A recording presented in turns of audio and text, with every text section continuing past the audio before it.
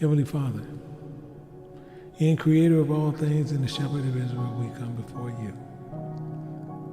We come before you, Father, with our hearts humbled, seeking your divine wisdom and guidance as we reflect upon the journey of your servant Joseph. His life, Father, is a testament that we see in the scriptures of the providence of your grace. It inspires us to remain steadfast and focused through the trials and tribulations we even encounter. Blessed be you, O Lord. So we are gathered here today, Father, and I ask that you bless those who are here, and those even who will encounter these teachings at a time that's later to come. And may these lessons of Joseph, faithfulness, reliance on the foresight that be engraved upon our hearts and upon our minds. Help us to see beyond the intimacy, Father, of our circumstances, even as Joseph did, to trust deeply in your sovereign plan. Oh, Father, as Joseph arose from the depths of despair to the heights even of the Egyptian governor, I ask that you teach us to rise above our challenges with a spirit of perseverance and dignity.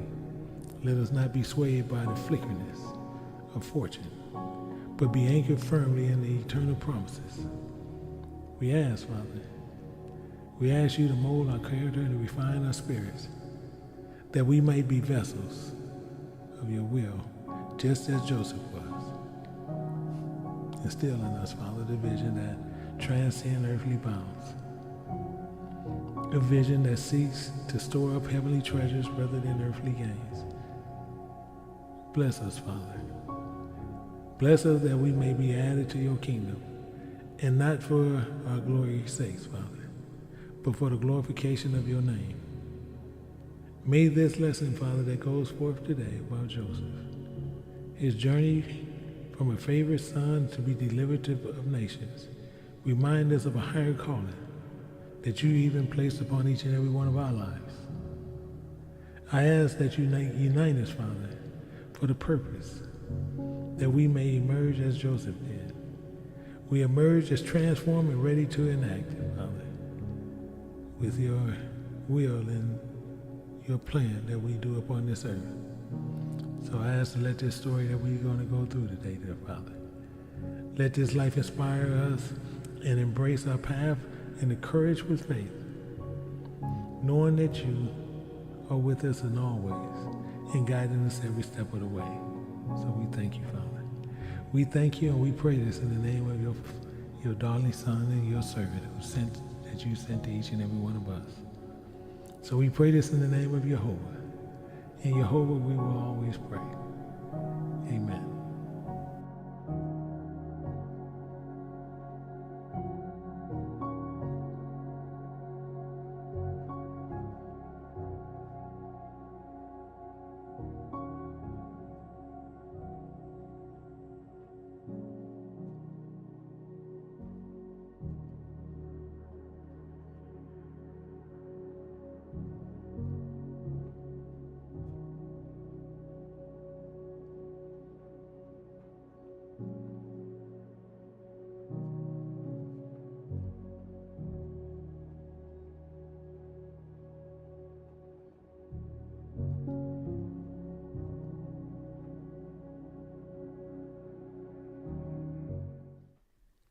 Shalom, everyone. Shalom. I want to welcome everyone to the House of the Lordship of Israel. I'm Elder Michael Johnson, the pastor here with the House of the Lordship of Israel, and also with King James Bible University. And I do have a couple of announcements. I do have one. The commercial you've seen on the Bible was actually done by Deacon Khalil. Deacon Khalil, he actually took the time to, he was led to do that, and he ended up doing it, and I appreciate it greatly. And then also, we do have a teaching. We have two teachings going on tomorrow. We have one that's going to be done by Deacon Sampson. And then right after that, at 9 o'clock, you can come back over here. And we're going to be moving forward again on this same guy. He's going to be a different thumbnail going to be up. But I do want people to understand one thing. He brought up some information. And I'm pretty sure he was trying to throw a rock, but he wanted to make sure that he didn't show me.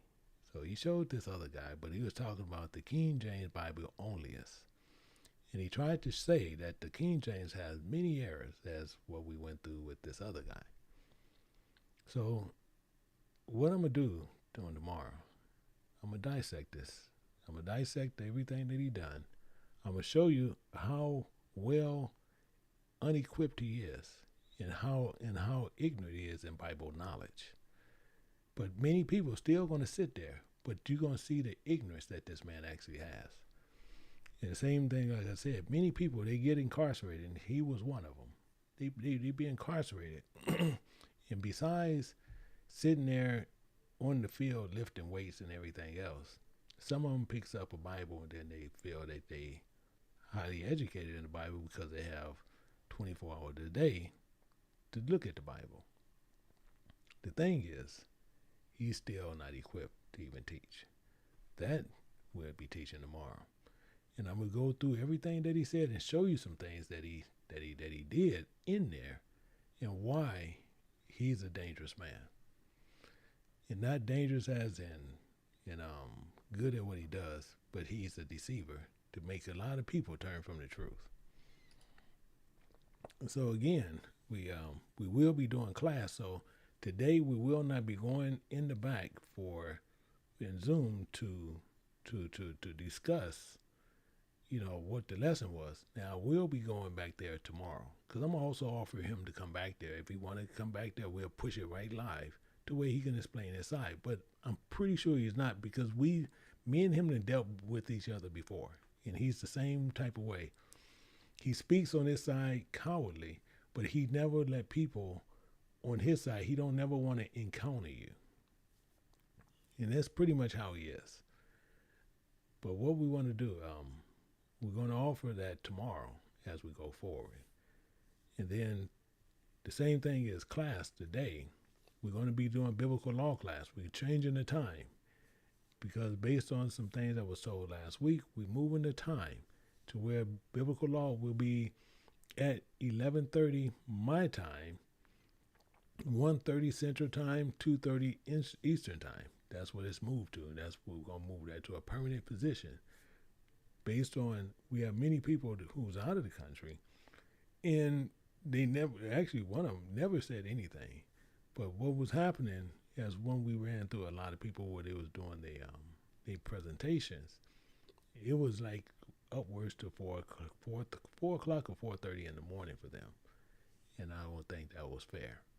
So once they really made me see that, it's easier for us to do it at an earlier time for our side, to where it's still going to be in the evening they side, but now they can still retire at an early time and not at this late time. So we move this time, and it's going to be permanent to where when we run classes, I'm going to be running the classes. Mainly, it's going to be ran at 11, 11:30, 12 o'clock times when we start running classes. And this to assist our people out of the country, to assist them. So hopefully all that, we can get going through.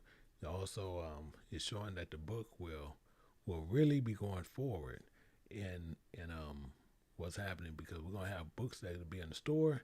Those books will not have the spiritual dictionary, but it'll allow people to actually be able to get one, to where it'll sit there and they can see that the red letters throughout the Bible, they can see everywhere where Christ spoken. So that will be available to everyone, to where you can get it. It just will not have the spiritual dictionary. The spiritual dictionary one is the one that all the investors put in the one that we have going forth. That's the one there. We do have some who bought many extra ones to where they'll be for sale. Some of them will be selling them on our end to assist them to help facilitate that. So that will be coming soon. And with that, I believe that's it on my announcement. But I do want to go through, and same as I did last week, and I want to remind people this week. In last week, I asked a question. In what I'm moving more so is towards biblical law. It's the same as Paul says he speak to them who know the law, the same as I do. I speak to them who want to learn the law, because how that the law has dominion over us as long as we live. So it's easy for me to teach it to you. And then as Paul said, he speak to them. So I'm going to teach you what Paul is telling you what you need to know. And with that, last week I asked a question, and I didn't want nobody to feel bad about how you answered it, because the way that it's formulated, and the way that it was formulated, it got a lot of people. With that, you still need to understand biblical law. Biblical law. And when you understand biblical law, we can go through a lot of things together. With what we're doing today, we're going through the journey of Joseph. With Joseph, it has a lot to do with biblical law.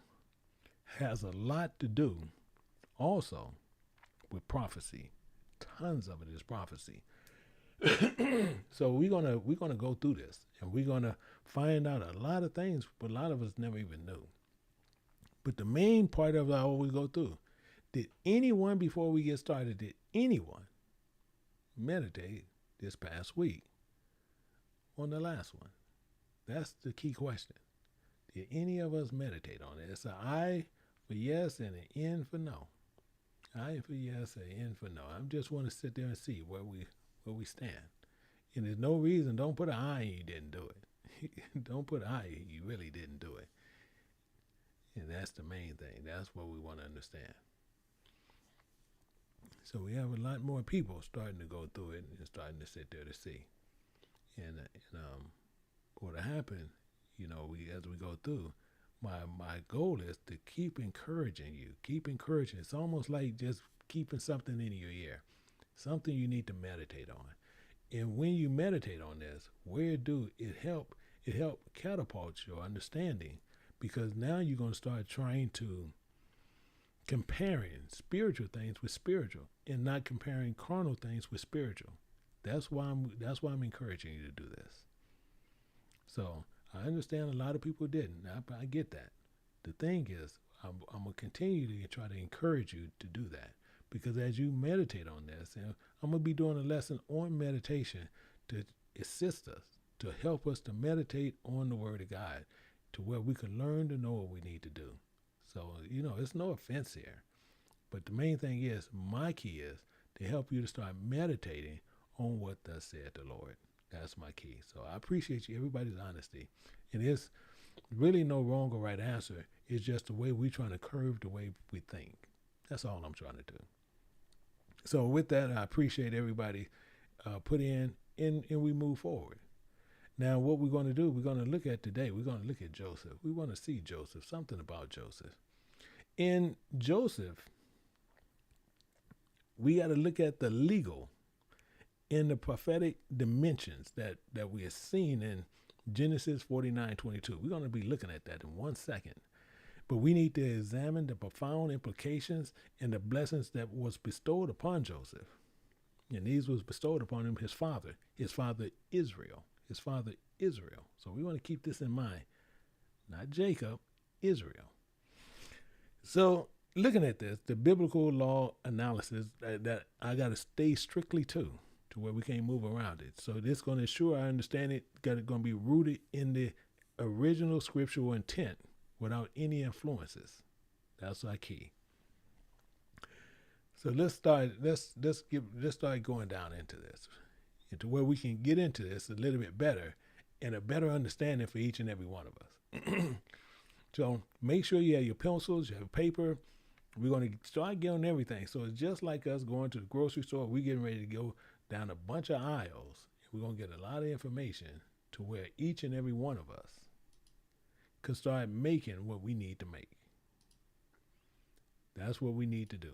Each one of us need to make what we need to make. And right now, we want to make a cake. So we want to look at this real close. And in the start in Genesis chapter 49, looking at verse 22, we're going to start there. And it tells us, Joseph is a fruitful broth. He's a fruitful broth, even, which is not there, even a fruitful broth by a well for a thought. You see that there. The reason why we got to look at it a certain way, I want you to understand what's getting ready to happen. And it says whose, which again is not there, it's italicized, branches run over the wall. Now, just that part alone, besides reading all the rest of it, we're going to start getting some understanding, because it's a lot that's said on Joseph. But we want to understand what was going on with Joseph. So now, I just want to make sure that each and every one of us see this here, because this verse is succinct. It has a succinct. It's concise. It has a rich imagery that encapsulates the essence of Joseph's character right here.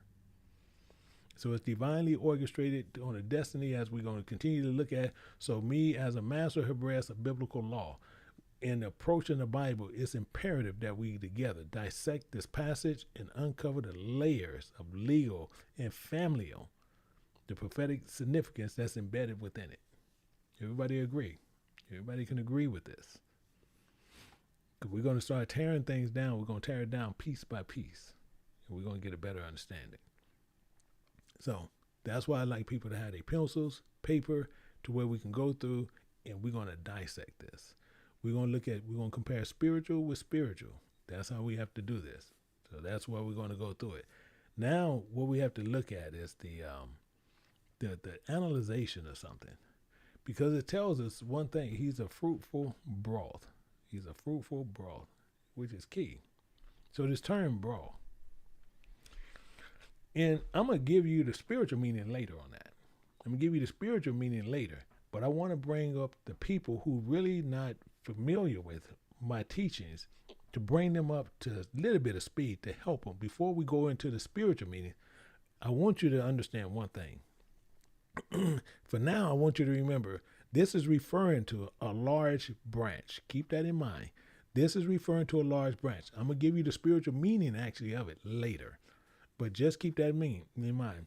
Symbolizing Joseph, vigorous life force, and he had the capacity for growth and in the productivity. So legally, this can be linked to an individual who's endowed with a substantial asset, or he had potential wealth.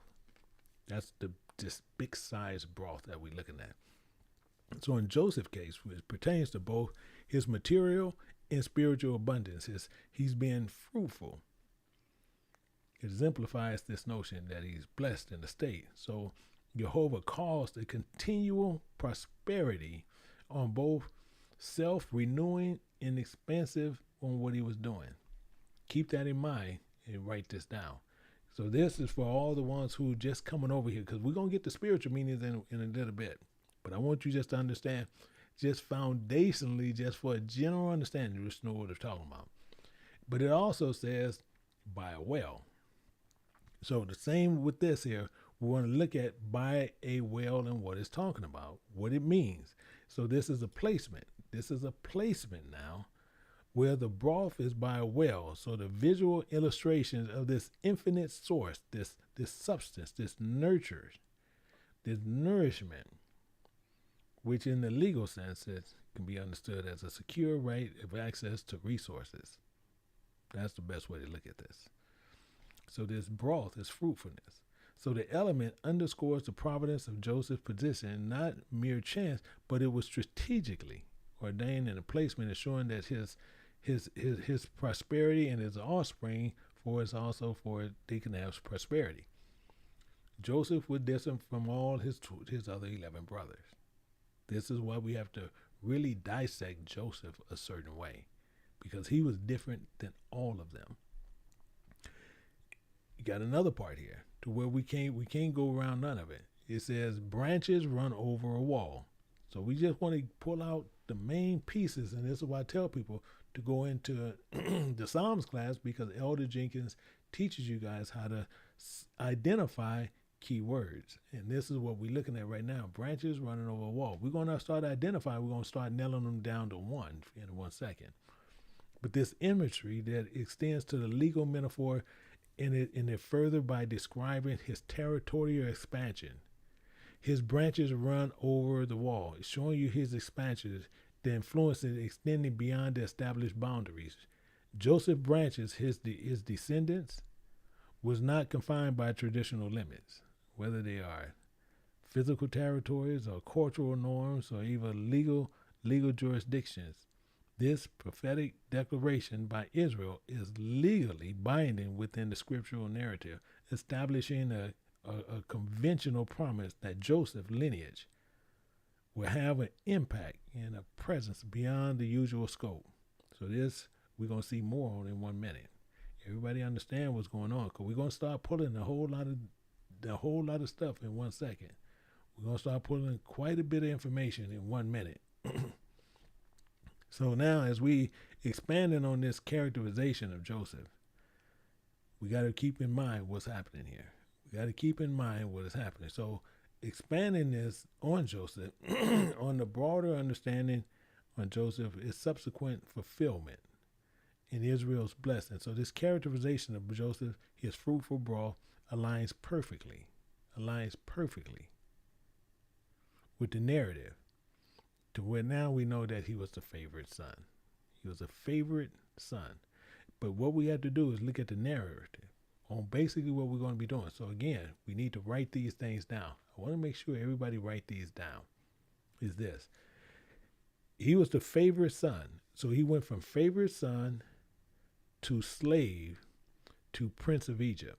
He went from favorite son to slave to prince of Egypt. So each one of these phases is a life contributes to the ability to run over the wall, breaking the confines of the initial status and reaching into the realms that was previously unimaginable. That's what we're looking at. That's why I'm sitting there, I'm saying these things a certain way. So when we look at this in the legal precedent and the symbolism of the biblical context, we want to understand a few things here. Let's go over here to Ezekiel chapter 17. We're going to start at verse 5. We're going to go all the way down to verse 8. But it tells us this. In Ezekiel 17:5, it starts. It says, he took also of the seed of the land and planted it in a fruitful field. You see what's going on here. That's a forethought. It says he placed it by great waters. That's another forethought. Branches running over the wall is by a well. And was set it as a willow tree, and it grew. Watch how this is being said. And it grew and became a spreading vine of low stature, whose branches turned towards him, and the roots thereof were under him. So it became a vine and brought forth branches and shot forth springs. Then the springs is talking about children. That's what it's saying, children or offspring. So it shot forth offspring, or it shot forth children, which he had 2. Verse 7. We're going to look at it a little bit more. It says, there was also another great eagle with the great wings and many feathers. And remember, behold, this vine did bend her roots towards him and shot forth her branches towards him, and he is not there. It says that might water it by the furrows, the furrows of her plantation. Now watch what happens. Verse 8. It was planted by good soil, by great waters, by great understanding, by great knowledge, that it might bring forth branches, and that it might bear fruit. It's going to bear the works, that it might be a goodly vine. We see how this is working now. Why are we looking at it this way? Because it's going to show us a little bit more. Let me pull something. Let me grab this real quick. Actually, we can go to Genesis 45. We'll go over here real quick, and then I go back there. Because what this is doing, this eagle is strategically planted by prosperous crop, plentiful, water this knowledge, and it's resulting in the growth in this bountiful vine. But this parable is resonated with the portrayal of Joseph. Further reinforces this understanding of this divine guidance to develop alongside this nurturing waters. That's what it wants you to see. This nurturing waters alongside it, and it represents the divine care that's destined to greatness bestowed upon them. So additionally, even when you look at verse 6, it tells you, watch how this goes. because it said, and it grew and became a spreading vine of low stature, whose branches turned towards him, and the roots thereof were under him, and it became a vine and brought forth branches and shot forth. Why I'm using that so deeply, because this the same thing as what he was at a low stature, but once it shot forth because it was with him, it's the same as we look at Genesis 45, but we want to look at verse 8, because he became a father unto Pharaoh. Watch what he says this, and Joseph says this out of his own mouth.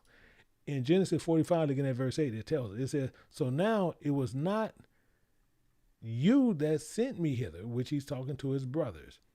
He wasn't the one that sent them there. It was sent him into slavery, that sent him to Egypt. It wasn't them. He said, but God, it was Yahweh who did this. And he had made me a father to Pharaoh. So he made him become a father to Pharaoh, to where now Pharaoh listening to his counsel, listening to the things he do, how he moves, how he works. And he made him a father to Pharaoh and a lord of all his house and a ruler throughout all the land of Egypt. So now, since he's now the ruler, they are bowing down to him. He's literally is in Babylon. He's literally in Sodom and Gomorrah. He's literally in the ways of just confusion, and he's literally running it. And he was at the lowest state at first. Let's look at something. John chapter 15, verse 5. And this is why Yahushua said this. He's telling you, I am the vine, ye are the branches. Ye that abide in me, and I in him, the same bringeth forth much fruit. For without me, you can do nothing. Without me, you can do absolutely nothing. So you see how this is going. Much like Yahushua stated, he is the vine. Why is this going on, and why is this being said this direct way? We have to be the same thing, like I said. He's like a tree planted beside still waters, which also actually echoes something else. Let's go over here and look at that real quick, just to pull some information.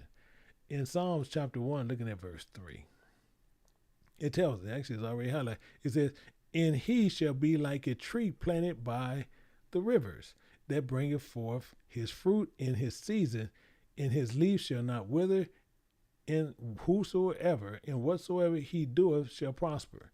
Why? Because he's at a well where water, he's continually being fed knowledge. He's continually being fed knowledge. This is a direct parallel to Joseph's situation, which his legal right to the divine blessing ensure his endeavors and prosper, mirroring. This mirrors a legal protection and guarantees provided by a conventional law that was already set up in prophecy. You can't even get around this, because it's telling you, and it's by Israel. He said, in hearken unto your father Israel. And Joseph is a fruitful broth, even a fruitful broth by a well whose branches run over the wall. It's telling you he has a life source that's being fed to him. This is why I say this is a very, very unique man, extremely unique. And he went off by himself. So the same thing is when we look at this, it's telling you about his prophetic degree that outlines the legal and spiritual framework, the framework which is key within much of Joseph and his descendants. His lives are unfold. So Joseph, he portrays as a fruitful broth by a well, legally symbolizing a passing down of elements such as, and we got to make sure we write this stuff down though. You got, because these elements is being passed down: traditions, knowledge, cultural practices, and this is succeeding his generations. So again, this is these elements that he's passing down: traditions, knowledge, cultural practices. So this reinforces by the rights that's extended his influence beyond conventional boundaries, signified by his branches running over the wall. So this scriptural analysis, it underscores the profound legal implications of divine promises in the conventional relationship that we see detailed in the Bible. Everybody understand that. Everybody should understand this as we move forward. This is why it's so important to understand biblical law. This is why I say a lot of people don't want to go in biblical law. A lot of people get out of biblical law, but I'm gonna tell you right now, all the ones that don't get in biblical law or drop out of biblical law, these are the ones who only want to try to skeeve through. It's no other way to look at it, because this is what you have to do. It's the same as I tell you. You can come kicking, screaming, whatever you want to do, but biblical law is what you need to understand. Just like I said, it took all these years for me to get you even to this point. All these years, and then we have people, oh no, it's too hard. No, I don't want to do it. No, I don't. Okay, guess what? If you want to stop, you stop, but let us continually move forward. Let's understand something about Joseph, and Joseph with his coat. I want to show you something, and we want to understand this, why Joseph's coat, and why most people, they'll try to teach on Joseph's coat and they'll get it wrong. But let's find out why, because he's a fruitful broad. But let's understand a few things about Joseph. We're going to go to Genesis chapter 37. And we're getting everything to where we can build up to where we can build the story on Joseph. In 37, looking at verse 3, tells us this. And we see this here in right here. And it talks about that coat. It speaks on the coat, because they even got it in the thing talking about the coat. And it tells us. It says, now Israel loved Joseph. You see, Israel. You don't see Jacob. Israel loved Joseph more than all his children. These are things you think on, you meditate. Man, that's a powerful. He had, altogether, Jacob had 13 children. He had 12 sons and 1 daughter. And he tells you, Israel loved Joseph more than any of his children. That includes the daughter. That includes her. And this is why you see even this here. This is why that is there.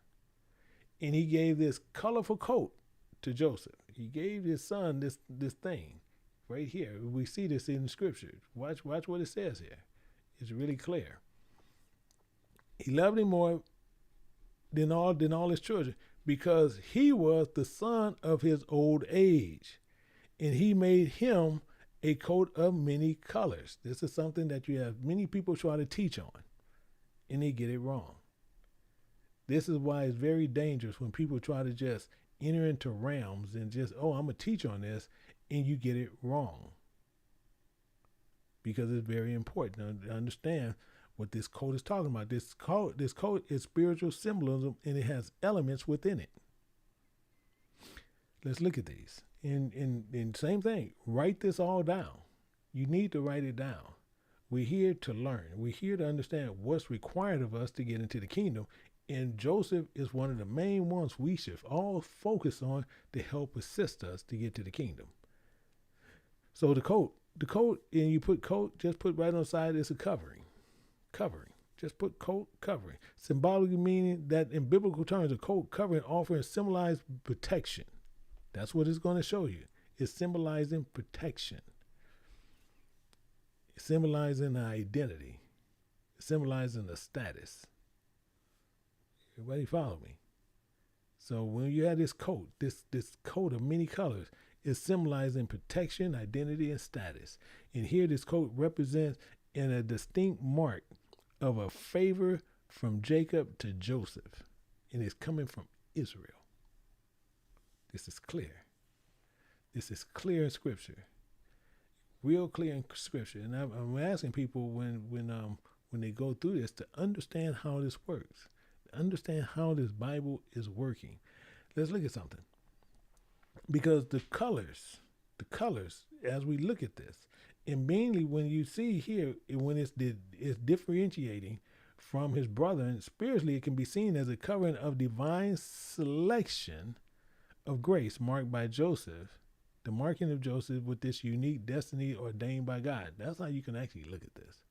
But the colors is understanding languages, appearances, eye for understanding and insight.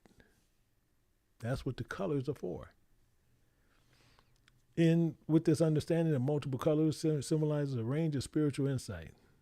This divine revelation, just different colors combined in the form of complete nuance of spectrum. So it's varied by experience and trials that Joseph will undergo to contribute to a fuller understanding of his purpose in Jehovah's plan on what he's doing. So these languages, we look at one thing, this reflect the adaptability.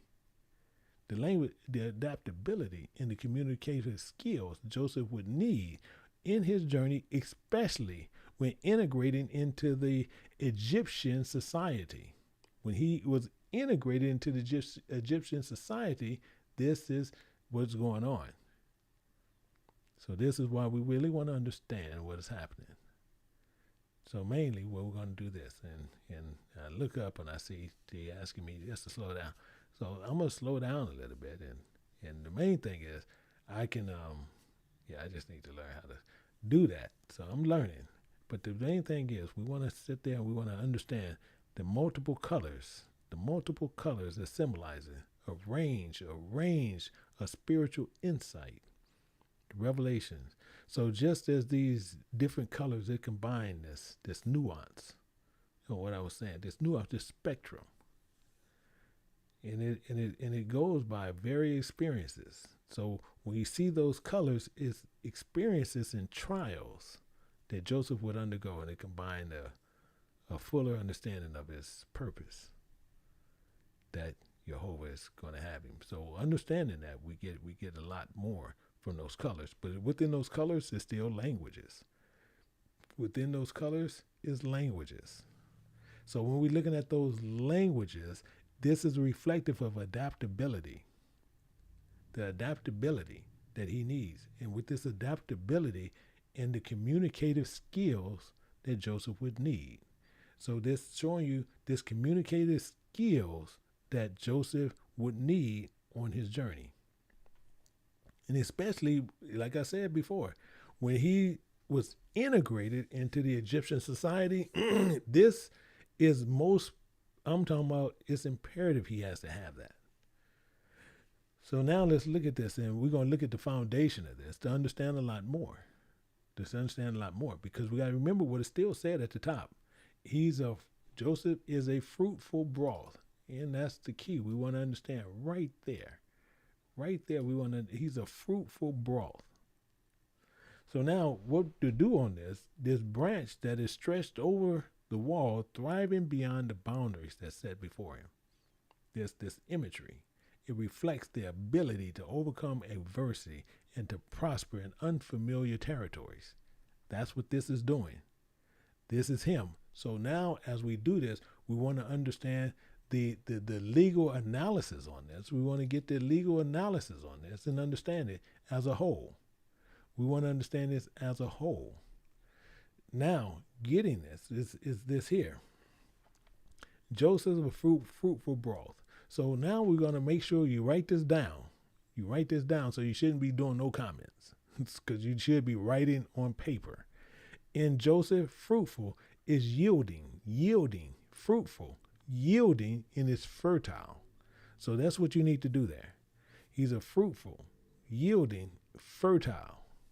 Now we're getting ready to put together a biblical analysis for this. That's what we're doing, because now we can move further. Mainly this here. Now we're going to look at the broth. He's a broth. So this broth is a branch. Even a fruitful broth by a well. So by a well, we're looking at a pit, we're looking at a spring. We're looking at a pit, we're looking at a spring. When we see the well, and it's telling you right there, by the well, we're looking at a pit, we're looking at a spring. And it says, who branches, that's right here, whose branches, we want to make sure we get all this to where we can make sure it's correct. This is lineage, heirs, lineage. So it says, whose lineage, whose heirs run over the wall. That's what it's telling you. So this wall that's right here is telling you more so. I'm going to recap them. Don't worry, I'm going to recap this. This is talking about a fence, a partition, a hedge. So now we understand what's going on. So it's telling you Joseph is a fruitful, he's yielding fertile, and he's a fertile branch, which is by a pit, is where by a spring. Why? Because it's by the pit. Excuse me. I would use pit more so than spring, because when you're in a pit, that means you're in bondage. That means you're in captivity, you're in the mind. So that's why we use pit more so than anything else. So it's telling us it's in this pit. That's why we use that. But whose branches and lineage should run over the wall, is going to run over this. One of the things is that Joseph married Asenath. We're going to look at that. I'm going to go to it. Let me go there and sit there and pull this up to where we can get to it ahead of time. In Genesis 41, 45. 41, 45. Yeah. Okay. Yeah. Okay. This is who he married. And the main thing is it says, and Pharaoh called Joseph the name Zaphenath-Paneah. Zaphenath-Paneah. Some people going to say Zaphenath-Paneah, and that's cool too. But the main thing is this here. Asenath, she was the daughter of Potiphar's priest. She was the daughter of Potiphar's and the priest of Ion or On. This is what the thing was. So now watch what happened. It says he gave him to wife Asenath, the daughter of Potiphar, the prince of On. And Joseph went out over all the land of Egypt. And Joseph went out. He went over the wall, over all the land of Egypt. Same thing. Same identical thing. But we want to understand what is happening, because Joseph's spiritual significance emphasizing through this righteousness. The wisdom who followed God's law, Joseph, as he did. So this is our key. We have to look at this. And the main thing is, each and every one of us, I want you to pay real close attention on what I'm going to actually tell you. Real close attention on what I'm going to tell you. Each and every one of us,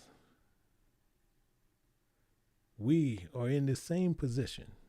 Actually, I'm going to tell you what, I'm going to show you something. Just like I said, I'm going to run a lot of stuff that I don't normally show, but I want to make sure you understand where I'm coming from. So I'm going to show you Joseph's incident, which is right here in prophecy, and it's coming from Wisdom of Solomon. So normally I don't show this, but the main thing is we're dealing with biblical law, and we need to understand this. And it's going to tell you this here, and it's right here in Wisdom of Solomon chapter 10, looking at verse 13. And it's telling you about Joseph right here. It says, when the righteous was sold, she forsook him not, but delivered him from sin. She, who, Jehovah, Christ, went down with him into the pit. That's why I'm going to hold to this well, a pit. She went with him into the pit in verse 14. And left him not in bonds, till she brought him the scepter of the kingdom. This is telling you exactly about Joseph. But we're going to get into this a little bit more. In power against those that oppressed him. As for them that have accused him, she showed them to be liars and gave him perpetual glory. So we can see this is clearly talking about Joseph. But just like I said, this is a twofold deal. Because when the righteous is sold and this happened, this is speaking about a prophecy, not just about Joseph, that you will see looking at revealed in the songs in the Wisdom of Solomon. It's not just that. It's important to note that this prophecy applies to each and every one of us. Let me show you what I'm talking about. And get close to it. In Deuteronomy chapter 28, verse 68. And actually it's highlighted. It says, when the Lord, and this is when the Spirit of God shall bring thee into Egypt again with ships. By the way thereof I speak unto thee, thou shalt see it no more again, and there ye shall be sold unto your enemies for bondmen and bondwomen. No man should buy you. Why am I showing you this? Because it's important to where we can understand what's getting ready to happen. because this spoken prophecy is just not about Joseph, because Joseph was sold into bondage. He was sold into bondage as we sold ourselves into bondage. So when we were sold to our enemies, because he was sold, he was righteous. That's a different, he was righteous. So it's important to note that this prophecy on what happened, we were disobedient and we did not obey the voice of our Lord God and Savior. That's what we didn't do. So this prophecy disguised Joseph's extraordinary experience in Egypt, where he was sold into slavery, imprisoned, but still remained righteous. Eventually, he ended up rising to power. It's quite a difference. Quite a difference. So what about those among us who remain spiritually confined within the figurative boundaries of Egypt? That's the question. That is the question. Because we have many of us that is still spiritually confined within the boundaries of Egypt. So are we remaining on the path of righteousness? So I intend today, this is what my focus is today, to uncover our collective failings in adhering to the principles that is set forth in Scripture. That's what my agenda is today, especially on this here with Joseph, because many of us, and I want to sit there and say this and make sure we clearly understand where I'm coming from. Many of today are actively participating in congregational worship and fellowship, meaning you go into a specific location every week for this congregational worship and fellowship, no matter what, when it was spoken clearly against the Bible. But we still do it. But men built it and we do it. Same thing. That's clearly against Scripture. Then the second part of it is, are we, not me or you, are we still ingesting substances, or these substances that's deemed unclean, yet justifying their consumption under misguided beliefs that some mysterious divine intervention that God rendered them pure? I want you to think about that. These things I want you to think about. Have we sit there now? We sitting there saying, God, we couldn't do it rightly, so God ended up coming down, did this, and now He deemed these things clean that was first unclean. So it's critical to recall that while all God's creation, I want you to remember something. Out of all God's creation, we're going to see something in Genesis 1:31. Don't forget it. It says, and God saw everything that He had made, and behold, remember, it was very good. It was very good. In the evening and morning were the sixth day. So everything that God had made, it was good. Meaning this, and I want to put this beside it. I have to put this beside it. 1 Timothy chapter 1 and verse 8. So everything that He made, it was very good. Why? But we know, meaning that the law is good, if providing a man use it lawfully. That's a full thought. We know if everything that God clearly made is inherently good, as long as we use it for what it's prescribed for. But the main thing is this: we don't use everything lawfully. This is where our problem becomes. This is where Joseph succeeded. So the same thing is, a lot of us, as I was still saying, a lot of us indulge in behaviors that are clearly condemned in the Bible. Clearly condemned in the Bible. Such as fornication. You have any two people, man, woman, living together, it's cool just staying together. not married, just together. And you living in the image that everybody see, including God. You living this life in this fornicating because you doing the things of people that are married. They made that notion and they became one. But you choose not to become one. You choose to fornicate. I'm gonna do all things that the marriage has privileges of, but I'm gonna do this. That's wrong. That's inherently wrong. That's condemned in the Bible. We're going to look at a lot of these things. The same thing is we have homosexual practices. Homosexual practices. People who have homosexual thoughts. People who have homosexual just, they want to just kind of dabble in it. That is clearly condemned in the Bible. And people will sit there and try to make it right. When they find out their sons, their daughters, or somebody is that way, all of a sudden, homosexuality is not such a bad thing. And it is. It's condemned in the Bible. Condemned clearly in the Bible. And this is what people will sit there and think that it's okay. Well, my daughter like it now, I see it differently. No, it's God see it the same way. God see it the identical way every time. We have people who sit there and practice adultery. Adultery. Don't know how to keep their hormones together. And they have practiced this. So not only they doing it one way, spiritually, by going to all these different gods, they doing it physically. Physically. They practice it in thievery, thief.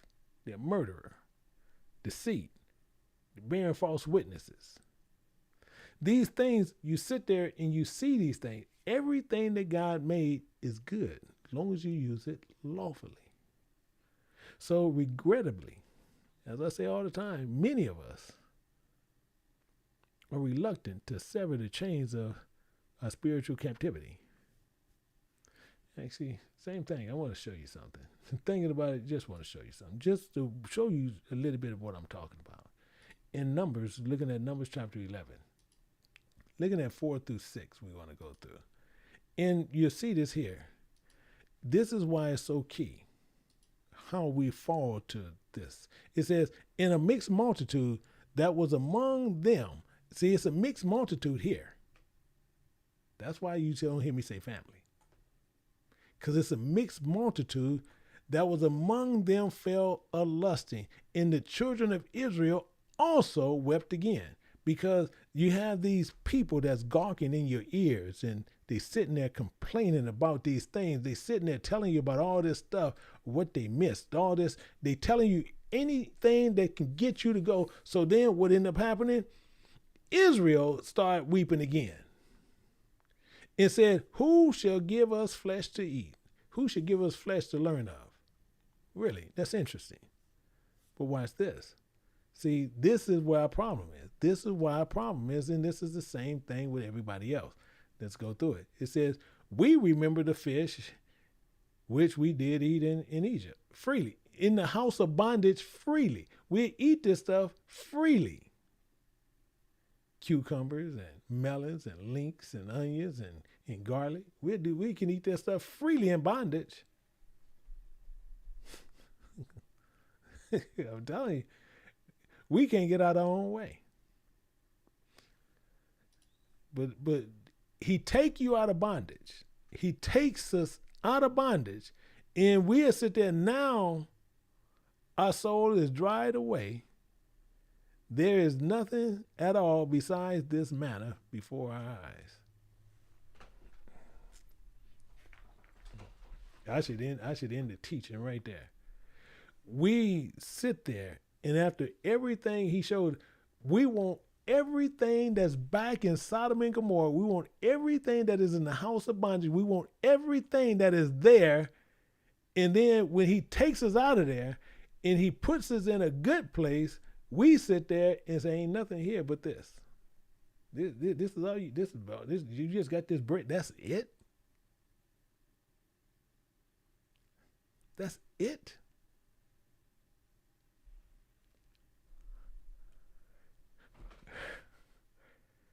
These people yearn on this nostalgically. This is why it's really, and when you're thinking about these short-term lived pleasures,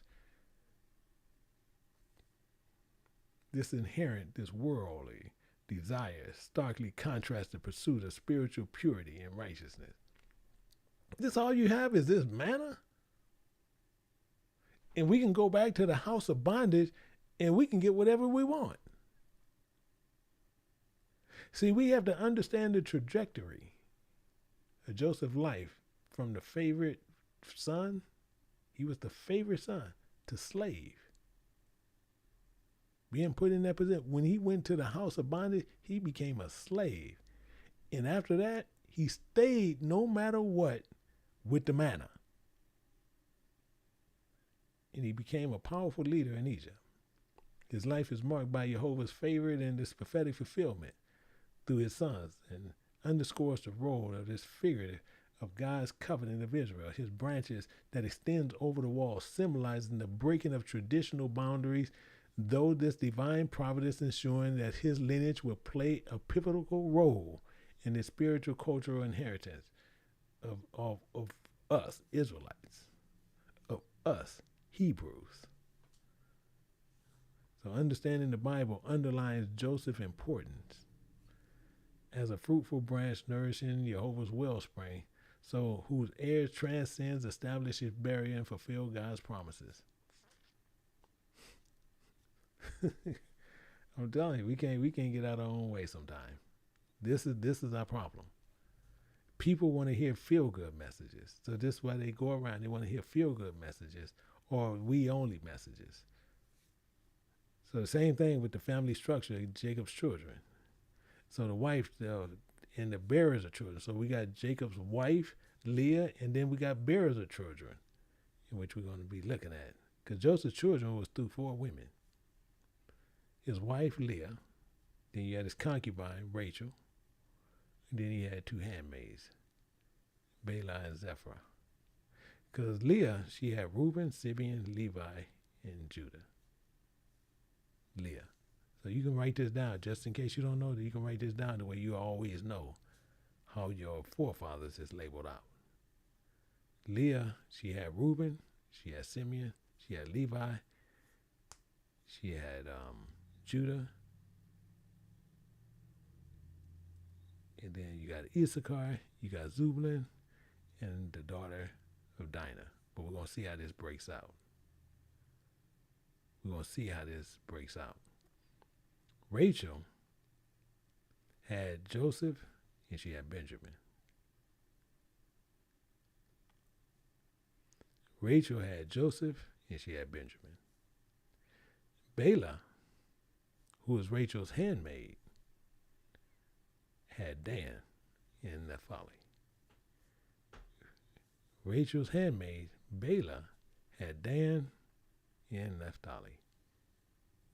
Zephyr, Leah's handmaid, had Gad and had Asher.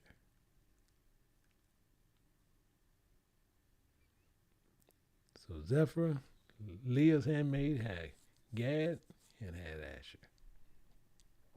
So the nationality of those women, those 2 handmaids. See, people would sit there, oh, they was Egyptian, they was this, they was that. So these were, none of them was Egyptian, just to let you know. None of those women was Egyptian. Leah and Rachel was the daughters of Laban, the relatives of Jacob. And you gotta remember, they was Rebecca's, that was Rebecca's brother. Bela and Zephyr, the handmaids, were from the same region. They was from the same region that was given to Leah and Rachel by their fathers. But the main thing is, you tell them to go pull a verse, go pull a scripture where these handmaids were Egyptian. You would never find it. The reason you never find it, because they wasn't Egyptians. So we got to look at the legalness of this.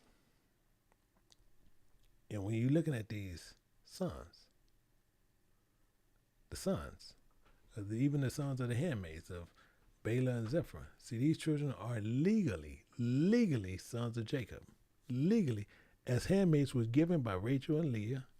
So Jacob specifically, for the purpose of bearing children on their behalf, this practice is not unusual back in that culture, which was still crazy from that culture. You even see some people do it today here. And today they have their husband going to this other woman to have children for them, to provide heirs for her husband through a surrogate as she is unable to conceive.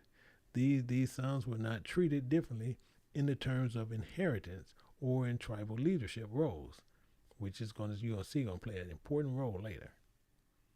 They were fully integrated into the tribal structure of Israel. So when we look at this, these implications of Joseph, he was married clearly to an Egyptian. Joseph married to Isna.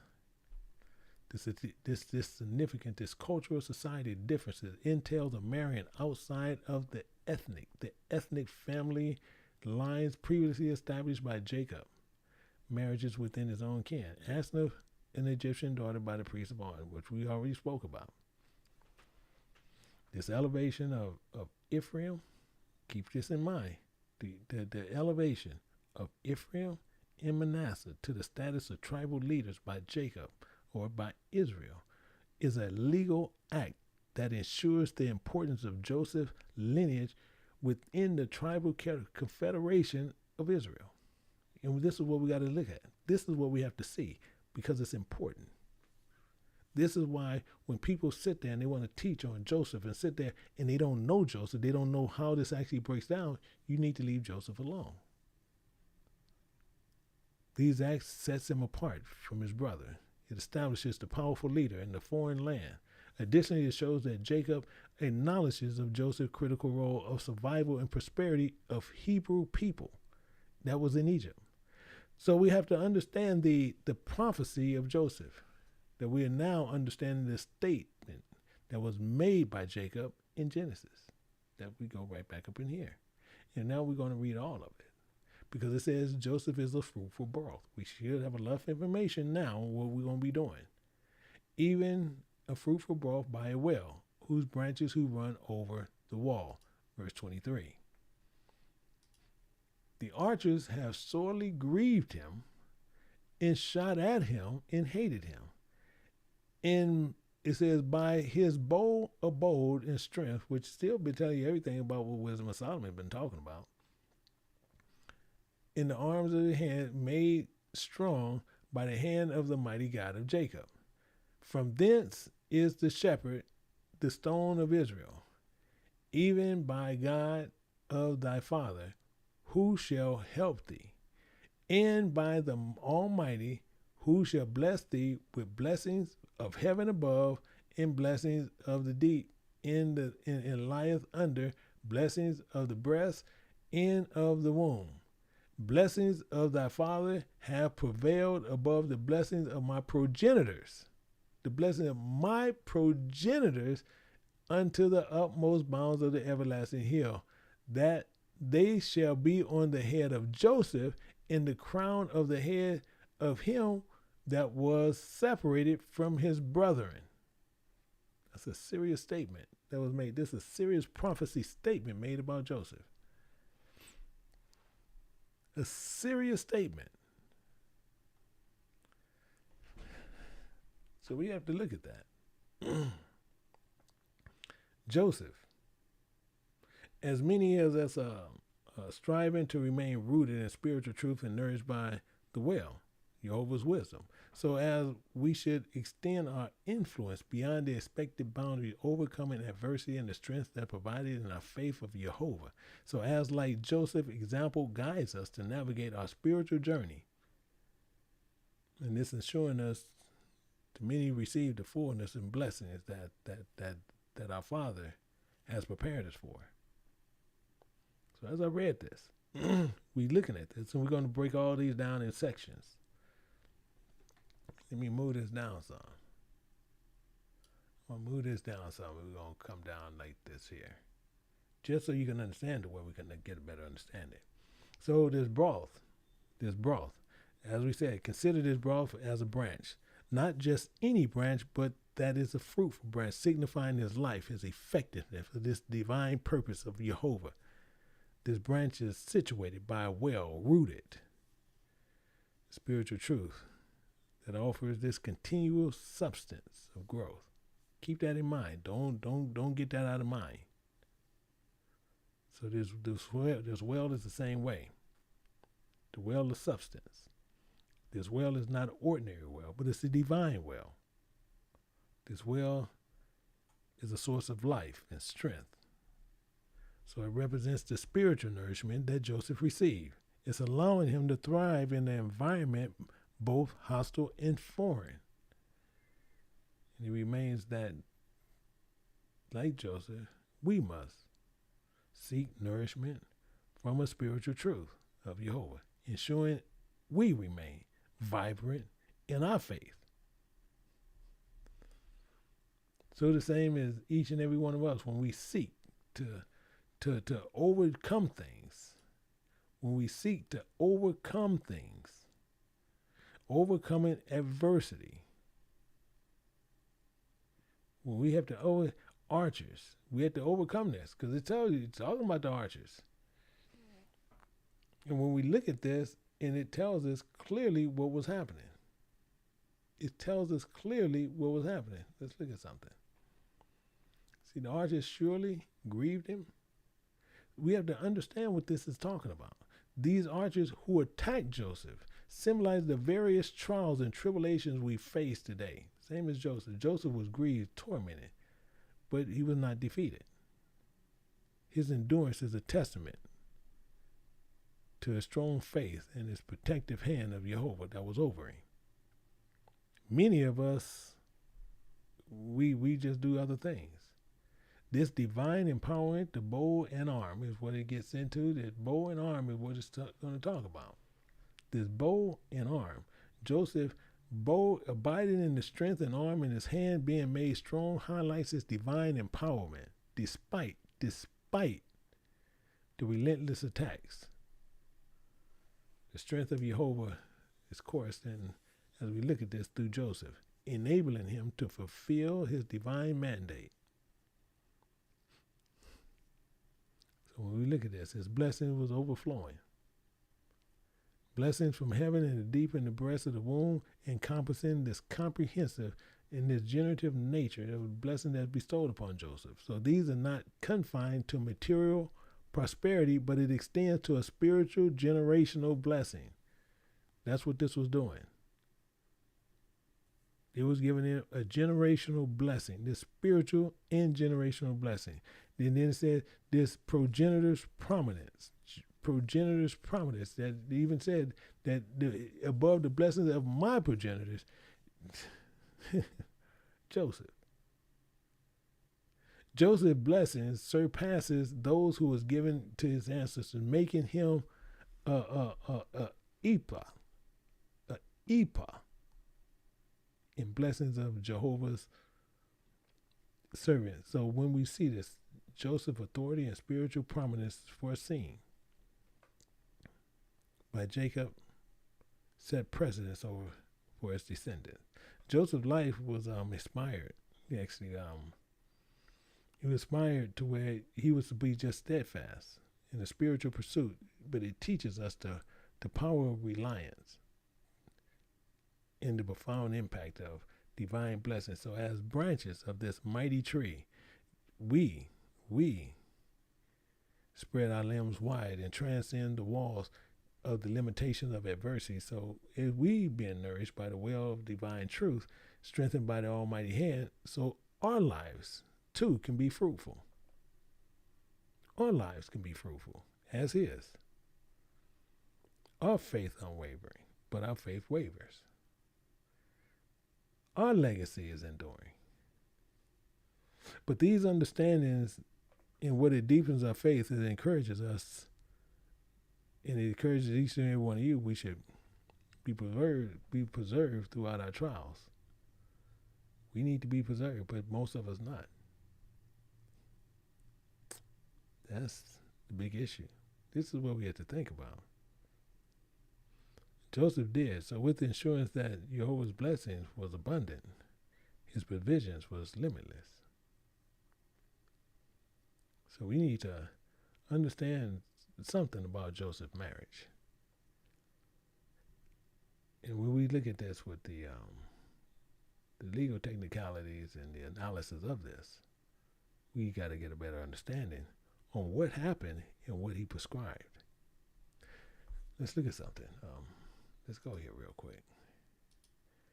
We're going to go over here to Exodus chapter 12. Got to look at this in the legal foresight of this. 43. We're going to go from 43 to 49. And it's telling you this here. I want you to understand something. Something that we're getting ready to do. Something we get ready to do ourselves. So as we look at this is Asnath, who's an Egyptian woman, but then we're going to look at this in participation for even sons and stuff like that on a broader spiritual and legal dynamic introduces us the need to dive into the key aspects of biblical law and prophecy. This is why it's so important, particularly when they focus on integration of Ham's children. That's why it's so important. Because Ham's children is talking about these Egyptians, but it goes into the observances of Jehovah, such as the Passover, as we're going to see it here as it's prescribed. Let's read it and then get a better understanding. It says, and the Lord said unto Moses and Aaron, this is the ordinance of the Passover. This is how it's gonna run.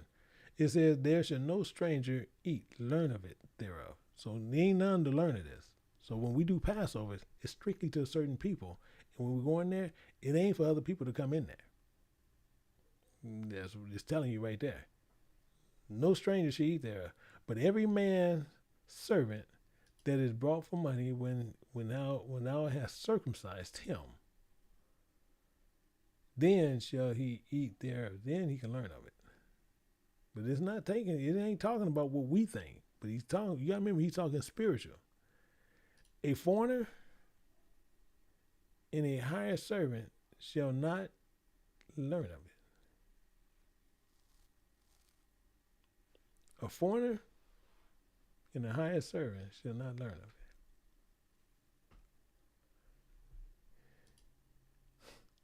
It's going to get more serious. It's going to get more serious. And in one house, it should be eaten. One place is going to be eaten. This is why I don't televise. This is why I don't push them out everywhere. This is why I'm going to remove them from online. And we're going to only do them personally. For that particular reason. And it shall be eaten. Thou shalt not carry forth aught of the flesh abroad out of the house. That's why it's not going to go outside of here. Because so many people, so many places, they teach and they do Passover so weird, so crazy.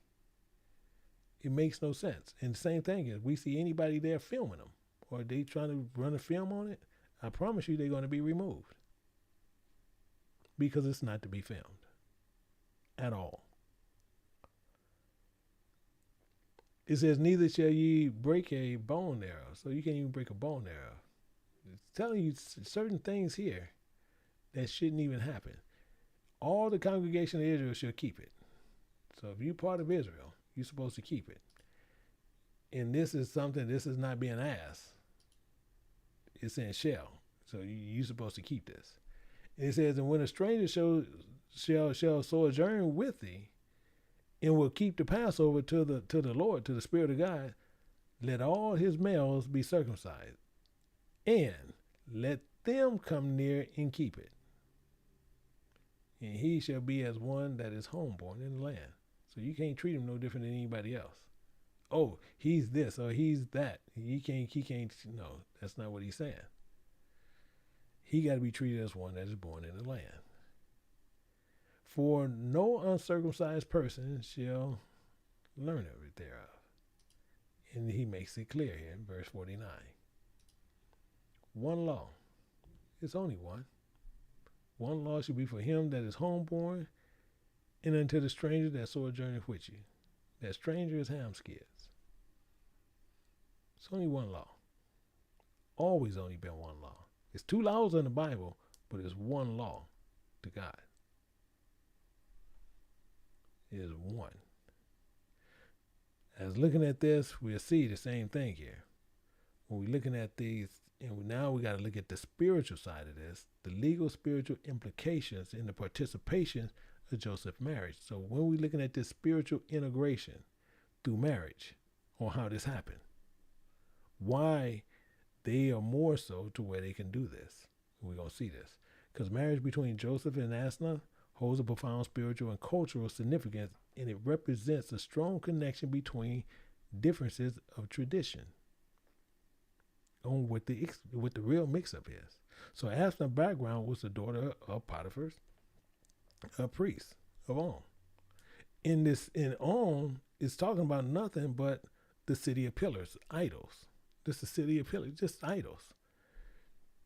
Shows that Joseph's family ties are contrary to Egyptian spiritual hierarchy. That was the issue. So when we look at this, the parallel of him marrying something like that is marrying a whore. That's what he was doing. He technically was marrying a whore, and he had to teach that whore. You can say it however you want to, but that's what he was doing. He had to teach this whore. Let's look at something, and we'll see where the Most High even did this. He told him to do this, and we'll see this in Hosea. Hosea, we're gonna look at 1 and 2. And he told Hosea. He said, "The beginning of the word of the Lord by Hosea." And the Lord said to Hosea, so the Spirit of God said to go take thee a wife of whoredom, the children of whoredom, for the land have committed a great whoredom, departing from the Lord. We got to remember, Ham still is Shem's brother, but those children was practicing whoredom. We can't even get around this. This is what was happening. One of them just went off to the Isles of Gentiles, so they were just put away all the way through, no matter what. This was the problem. So when we look at this and we look at Genesis, the same thing. When we look at this here, in Genesis 41:5, you see it. And he slept. 41:45. I'm looking at when he slept. This is the wrong one. 41:45. It's telling you right there. And Pharaoh called Joseph's name Zephaniah-Paneah. But it doesn't matter. He gave him the wife Asna. That's the key.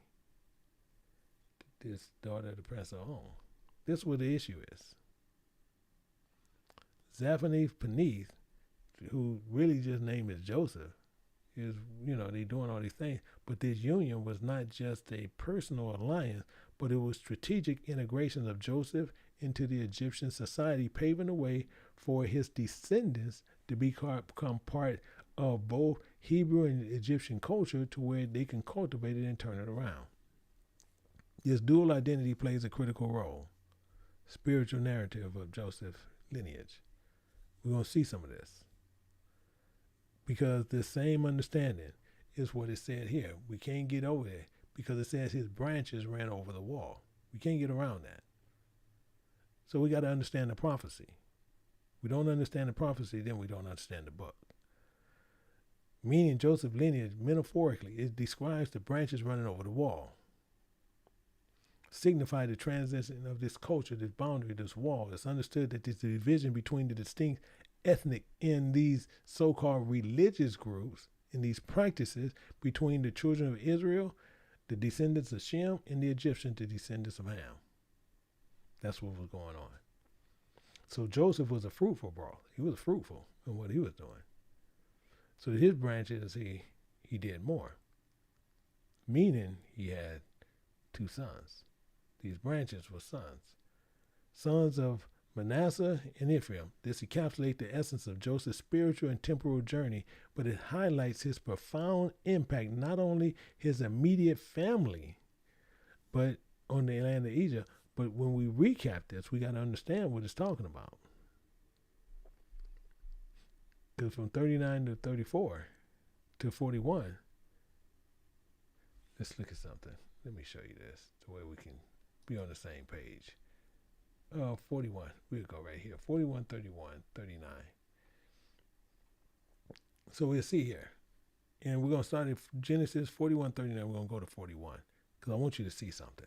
It says, and Pharaoh said unto Joseph, for as much as God has showed thee all this, there is none so discreet and wise than thou art in your perfection and beauty. It's telling you right up front. And thou shalt be over my house according to thy word, and all my people shall be ruled. So now he's telling you, all Egypt, all the house of bondage, all that land going to be ruled by Joseph. Only in the throne I am greater than thou. And Pharaoh said unto Joseph, see, I have set thee over the land of Egypt. I set you over the house of bondage. Now you sitting over bondage. So this legal implication, it indicates this legal transfer of power where Pharaoh, he's sovereign in that land. He's sovereign there. And he delegates this comprehensive administrative and economic control to Joseph.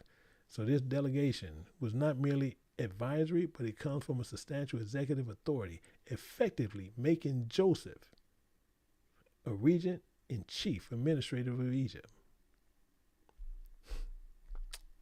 That's saying quite a bit.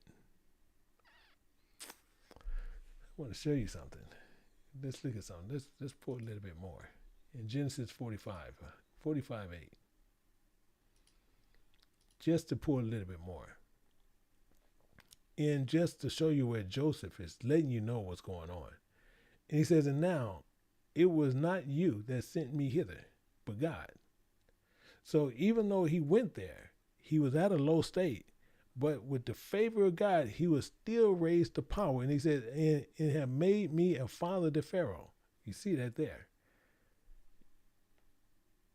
And the Lord of all his house and ruler throughout all the land of Egypt. It's letting you know exactly.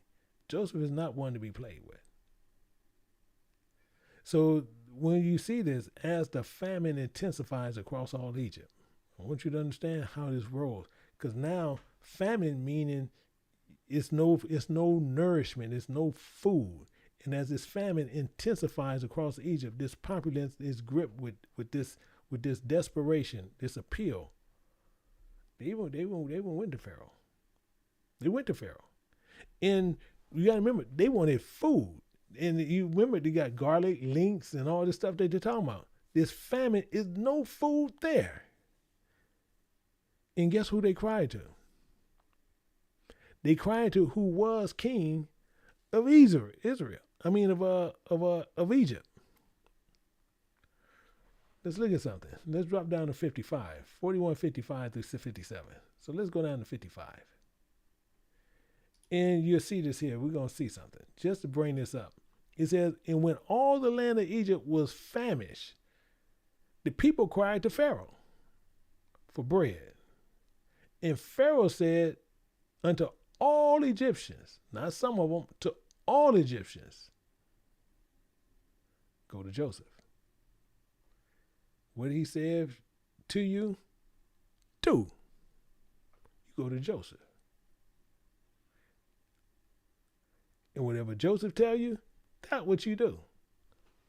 But I thought they was hungry. How did he say whatever Joseph said to you? Whatever he said to you. He didn't say what he gonna feed you. It was a famine in the land. And they cried to Pharaoh for bread. So now they go to Joseph. They're going to go to the king because they want some food. Don't you think the king could have sat there and say, go to Joseph and Joseph will do all this stuff for you and they're going to make sure they're going to distribute the bread out? No, he didn't say that. He said, no, go to Joseph. Whatever Joseph say, that's what y'all do. He going to drop some knowledge on y'all. I know a lot of y'all didn't get it. Let me go on past this. And then it says, and famine was over the face of the earth, and Joseph opened the storehouses and sold unto the Egyptians And the famine waxed sore in the land of Egypt. And all the countries came into Egypt to Joseph to buy corn, to buy that fruit. They had to come get that fruit. Because the famine was so sore in all the land. Exactly what was going on. We see the point here. We don't have to beat this down to where you can't see it. Because if you can't see it, I don't know what to tell you. Because this here is telling you this time, this food, this global crisis, in Joseph's prudent management of these storehouses, when he opened up these provisions and he dispensed of this populace, this famine, it escalated. This act of distributing this store of grain, not only, just where it elevated the immediate hunger, it alleviated this. Also demonstrate the test of faith and obedience similar to the trials faced. Even actually, I'm gonna tell you what. Let's go somewhere. I got stuff running now. Let's see here. Let's see something in Exodus chapter 16. Looking at verse 3, 16:3, and it tells it right here. Watch what happens here. And the children of Israel said unto them, Would to God we have died in the hand of the Lord in the land of Egypt, when we sat by flesh pots, and we did eat bread to the full, and for ye have brought us forth into the wilderness to kill us whole in the assembly of the hunger. Then said the Lord unto Moses, remember. Hey, Moses, hold up a second, Moses. I want you to remember something. That's why we want you guys to remember, meditate on this. Remember this. I rain bread from heaven for you. And the people should go out and gather a certain rate every day, that I may prove them. All he want to do is prove you, whether they will walk in my law or no. This is the only reason he's doing it for. And do you know how many people fail this? We fail this by the billions. By the billions. We fail this.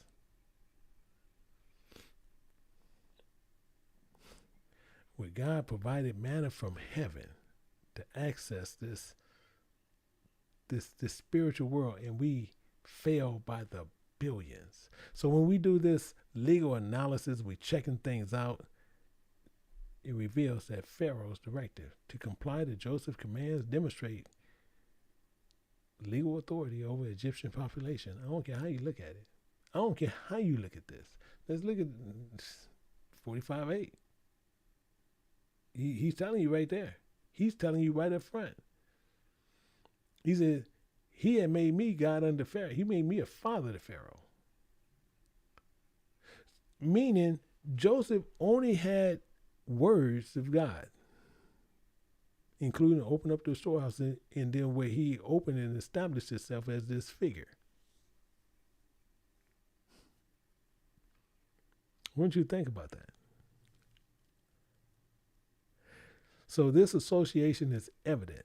It's clear, evident, that the scriptures further emphasizes through this verse. Actually, show you something, because it actually emphasizes through this verse. Not that verse, but I'm going to show you a verse. And why it's so important. In Luke chapter 9, verse 2, we're going to go through this. I believe it's 2. Yeah, it's 2. We're going to go down a minute. We're going to go all the way down to verse 5. It says, and he sent them to preach the kingdom of God, to heal the sick. That's all we're supposed to do. Nothing more, nothing less. And he said unto them, take nothing for your journey, neither staff, nor scrip, nor bread, neither money, neither 2 coats apiece. Don't come with 2 doctrines. Don't come with 2 doctrines. And many of them do. And whatsoever house ye enter into, abide, and then depart. And whosoever will not receive you, then go out of that city and shake off the very dust from thy feet for a testimony against them. That's all he's saying to do. Don't do no more, no less. We do a little bit extra because we're going to Zoom. We're doing biblical law after. We do this little bitty extra. Now, we're not doing that to try to get favor or hoping God to give us a little bit more favor. I just want you guys just to understand what was really going down. Now, if you get something extra, I'm cool with it. But I'm not doing it to try to get extra favor from God. So when it comes to circumcision, but it's Passover, that's why. Let's go back and let's take a little bit of understanding here in Exodus chapter 12, verse 43. Just take a little bit more understanding. This is the ordinance of the Passover, and there shall no stranger eat thereof. That's why he gets into why we went through this. Because if they are circumcised aligned with the broader biblical principle of the spiritual privileges that is contingent upon spiritual conformity to Jehovah's covenant, then you'll see this here. And when the stranger shall sojourn with thee, this is verse 48, and will keep the Passover in the Lord, and let the males, let all his males be circumcised, and let them come near and keep it, and he shall be as one that is homeborn. This is key. This is key. So as we're looking at this and understanding more what's happening, when we look at Joseph, the same when we're looking at this prerequisite of different things, same thing we got to look at Genesis 17. 17 verse 10, it tells us a little bit more detail. That he made this, and you can see this was set even with Ephraim. And he said, this is my covenant which ye should keep between me and you, and thy seed after thee, every man child among you shall be circumcised. And ye shall circumcise the flesh of your skin, your foreskin, and ye shall be a token. It shall be a token.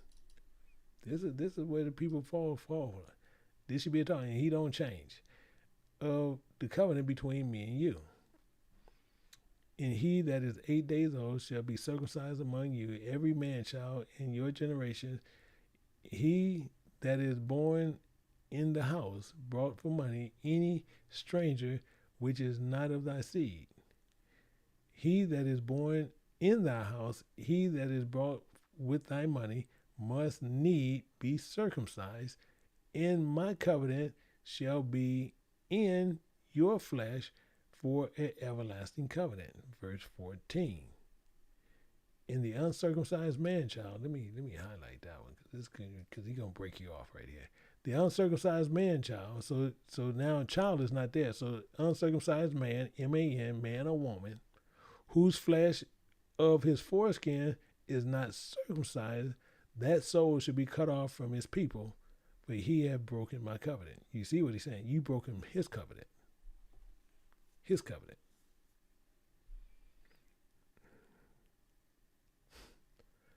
But I know a lot of people, oh no, you don't have to do that. Okay, that's what I want you to keep thinking. So the same thing is with people. You have a lot of people here that is not of Israel. Now, they're not Hebrews. Technically, they're not black. And you have some people who over here that are white. But I want to show you something because you have a lot of people. You have a lot of people. I'm not talking about doing the Passover, but I'm talking about where they have a lot of people where they get on white people on street corners. They call them Edomites, which is stupid within itself, but it just shows you how much they don't know the Bible. And I'm talking about they got thousands of these people doing that. But I want to show you something. I want all my white people that's over here. I want you to put something in your pocket.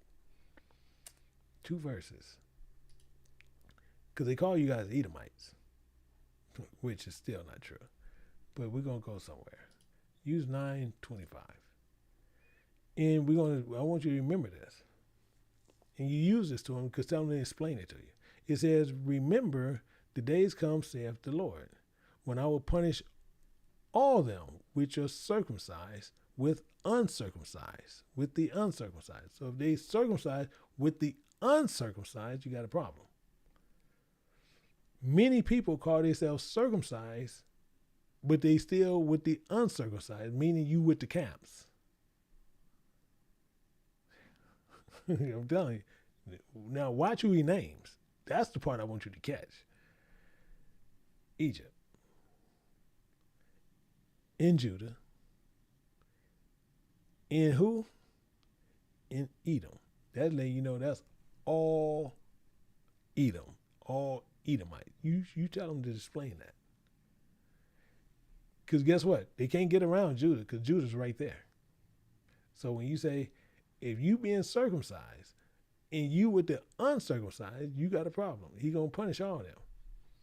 And the children of Ammon and Moab and all that are in the uttermost corners that dwell in the wilderness. For all these nations are uncircumcised, and all the house of Israel are uncircumcised in the where? In the heart. You tell them to explain that to you. I guarantee you they're going to try to go out the book. You tell them to show it to you in the book. You tell them to show it to you in the book. Because the first one they named was Judah. And they're going to tell you they from that tribe, which they're not. But beside that point, this passage is not merely offers a mere prediction, but a legal decree from Jehovah's court, presiding over Jehovah himself. That's what's going on. So understanding this legal analysis based on circumcision and uncircumcision, we got to understand what's going on. So getting this better and getting a better understanding of all this. And then we're going to go back into a few more things.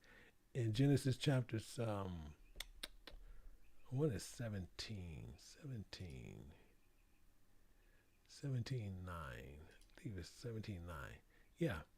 And the same thing like God said unto Abraham, thou shalt keep my covenant, therefore, thou and thy seed after thee in their generation. This is my covenant which you should keep between me and thee and thy seed after thee. Every man child should be circumcised. So it's telling you this. It's telling you this. But watch what he says in this. And he says, and you should circumcise your flesh in your foreskin, and it shall be a token of the covenant between me and you. He's telling you right up front what this is. Right up front what this is. As understanding everything that we go through, we got to keep this and make sure we apply this as a universal application.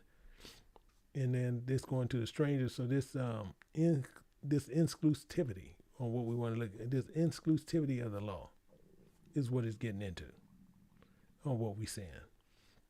So legal understanding of stranger and foreigners among us, we already know what that is, what it told us about. So we got to understand the compliance on what we're doing. Uncircumcised hearts. Uncircumcised hearts. We got to keep that in mind. And we can't be having no uncircumcised heart at all. If we do have one, then we got a problem. So this is what's going on. But you got to remember a couple of things and just keep these in mind as we move forward. Jeremiah chapter 9, verse 25. Verse 25. It tell you that you remember the days come, said the Lord, I will punish them which are circumcised with the uncircumcised. Just keep that in mind. Always keep that in mind. He's telling you who he's going to do it to. And he named them all. So meaning this, as people not understanding Scripture and as we get into these, where it transcends this physical observances, we got to remember understanding the legal status of inheritance rights. This is where it gets important because we have to understand the inheritance rights. If anything else, you need, each and every one, we need to understand the inheritance rights. We got to look at Ephraim and Manasseh's adoption. We have to pay real close attention to this because this is not a typical grandparent-grandchild relationship. This is not a typical grandparent-grandchild relationship. Jacob explicitly declares Joseph two sons, Ephraim and Manasseh, as his own. This is what he did. He specifically did this. These things, I don't care what you do, you cannot get around it. He specifically declared these two boys as his. So when you look at this and you see this as it went on and you see as they talk and you can see how these boys will sit there And he's sitting there, he educating these boys. You two boys are now mine. You two now belongs to me. That's the difference. And he told them, and he made a decree, just like he's made them direct sons, just like Reuben and Simeon. So this act wasn't just a formal adoption, but it grant these grandsons full legal rights as direct heirs under Jacob's name. That's crazy. I'm talking about just how you can see how the Spirit works. As he put them there, how he can sit there. Now they have full legal adoption rights, and now their name is under Jacob's name. This move is the only source of Joseph's lineage within the family heritage, but it doubles the share of his inheritance. So Joseph's line will control, reflecting significant blessings promised to Jacob's descendants. This adoption, I'm talking about, also means that Ephraim and Manasseh each had their own family tribes. This is what I'm saying. This is crazy. Crazy good.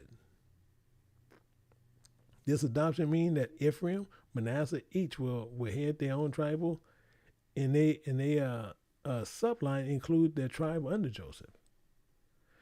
I want to show you something. I'm telling you, this is crazy. But I'm telling you, it's all good.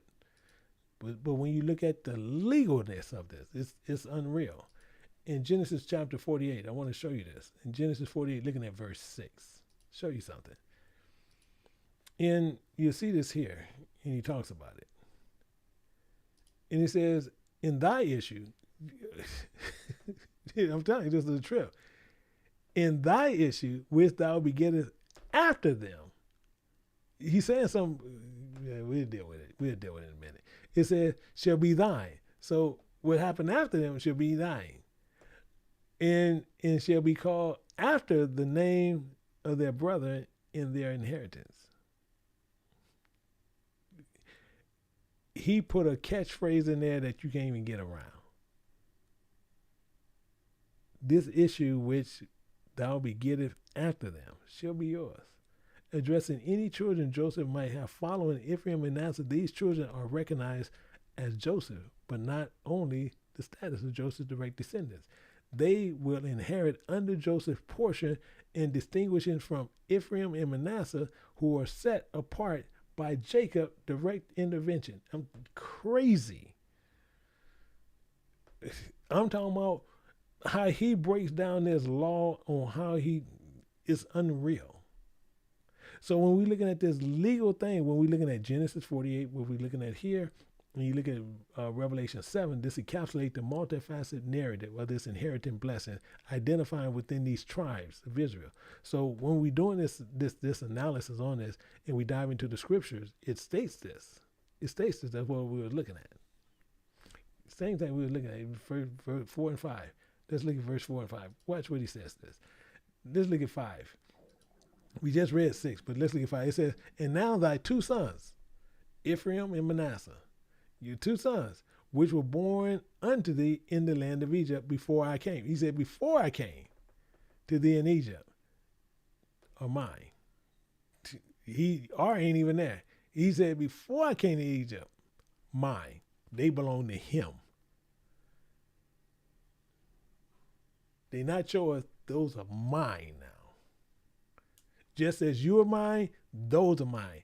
Those not even like your kids anymore. Those are mine. These are going to be seen as your brothers. Israel broke this. Unreal legalness. Unreal how he broke this down. You wait a minute. I sent you. The Most High God sent you to Egypt. I'm just trying to get you to understand what he did. He sent you to Egypt, and you went there, and you prospered. And you prospered, and you think those are yours? Oh, no, Joe. Those are not yours. Those are mine. Those two boys are mine. How you think they're yours? These are mine. As Reuben and Simeon, they are mine. Even You're mine. I'm telling you, he laid that down. And I guess Joseph probably sit there like, dang, Dad, you good. Yeah. That's the spirit in him.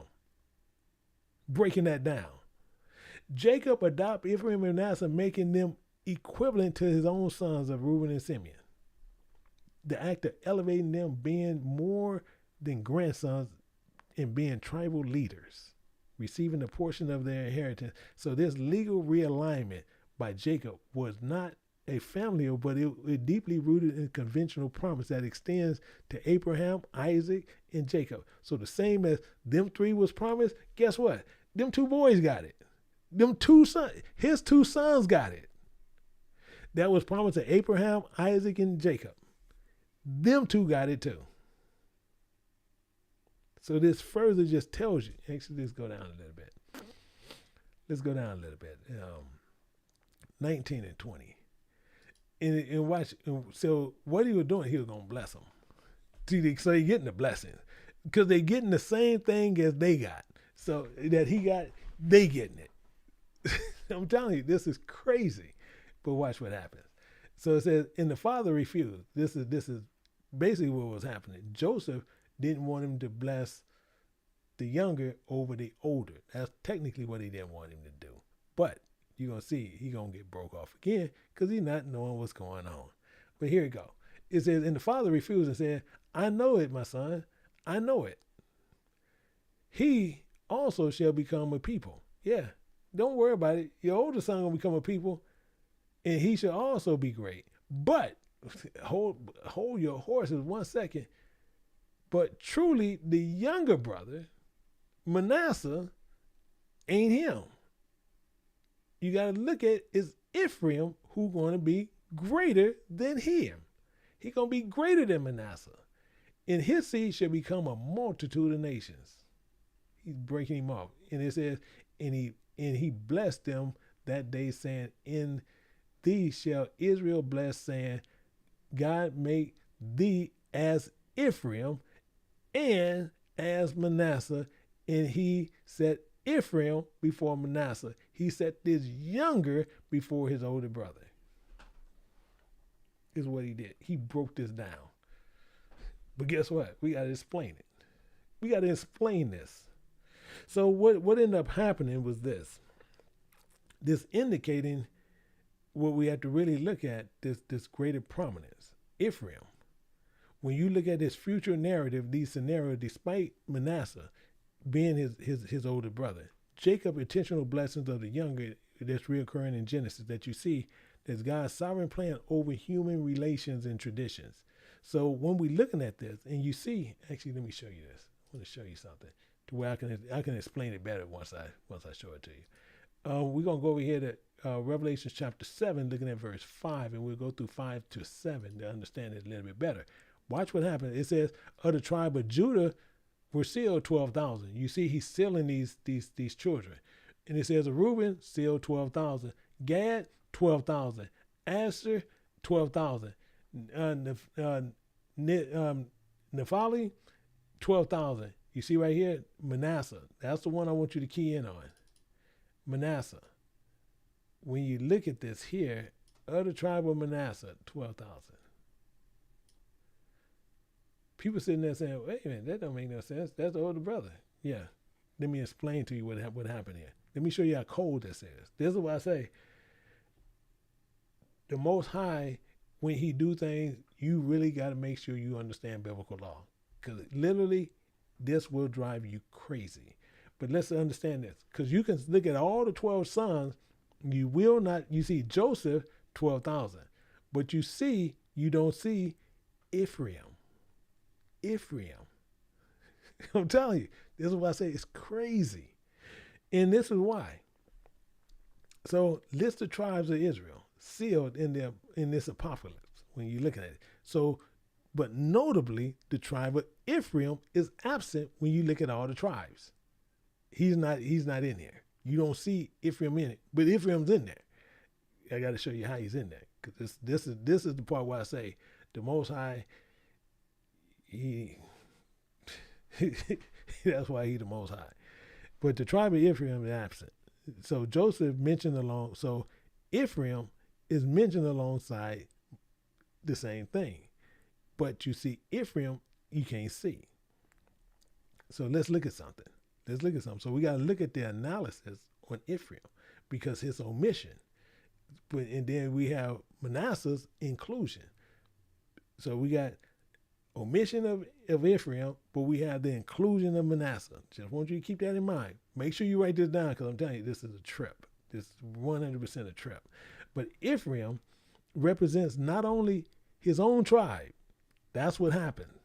It don't just represent his own tribe. It's synonymous with the northern kingdom of Israel due to his dominant positions. Crazy, ain't it? You're gonna see why what I'm talking about. This is literally, when you're doing biblical law, this is crazy when you pull all this up. Because this showing you the time of revelation, right, in this tribal identities and being symbolic of the fluid, reflective border of the realities rather than the strict genealogies. Joseph rather than Ephraim, you see these kind of switches out. But I want to show you something. That's crazy. And we're going to see something that's really crazy. So when you're looking at this, 48 and 13, we're going to go up here to 48, 13. We're going to look at something. And he took both of his boys. He took both of them. And we're going to see something. It says, and Joseph took the hand of both Ephraim in the right hand and in Israel's left hand, and Manasseh on the left hand towards Israel's right hand, and brought them near. But the problem is 17 to 19. And Joseph saw, see, this is what the issue is. Joseph saw that his father laid his hand upon the head of Ephraim. It displeased who? Joseph. But he had to school Joseph. And then he held his hand on the father's hand and removed it from Ephraim's head unto Manasseh's head.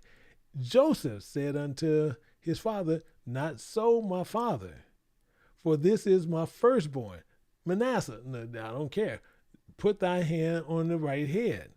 His father refused. Hell no, it ain't happening. That's not happening. It says, I know, my son, I know it. He already knew this. He also shall be great. He gonna be good. He ain't gonna be no joke. But Ephraim ain't gonna be no joke. He ain't nothing to play with. And we're gonna see some silhouette pictures of this.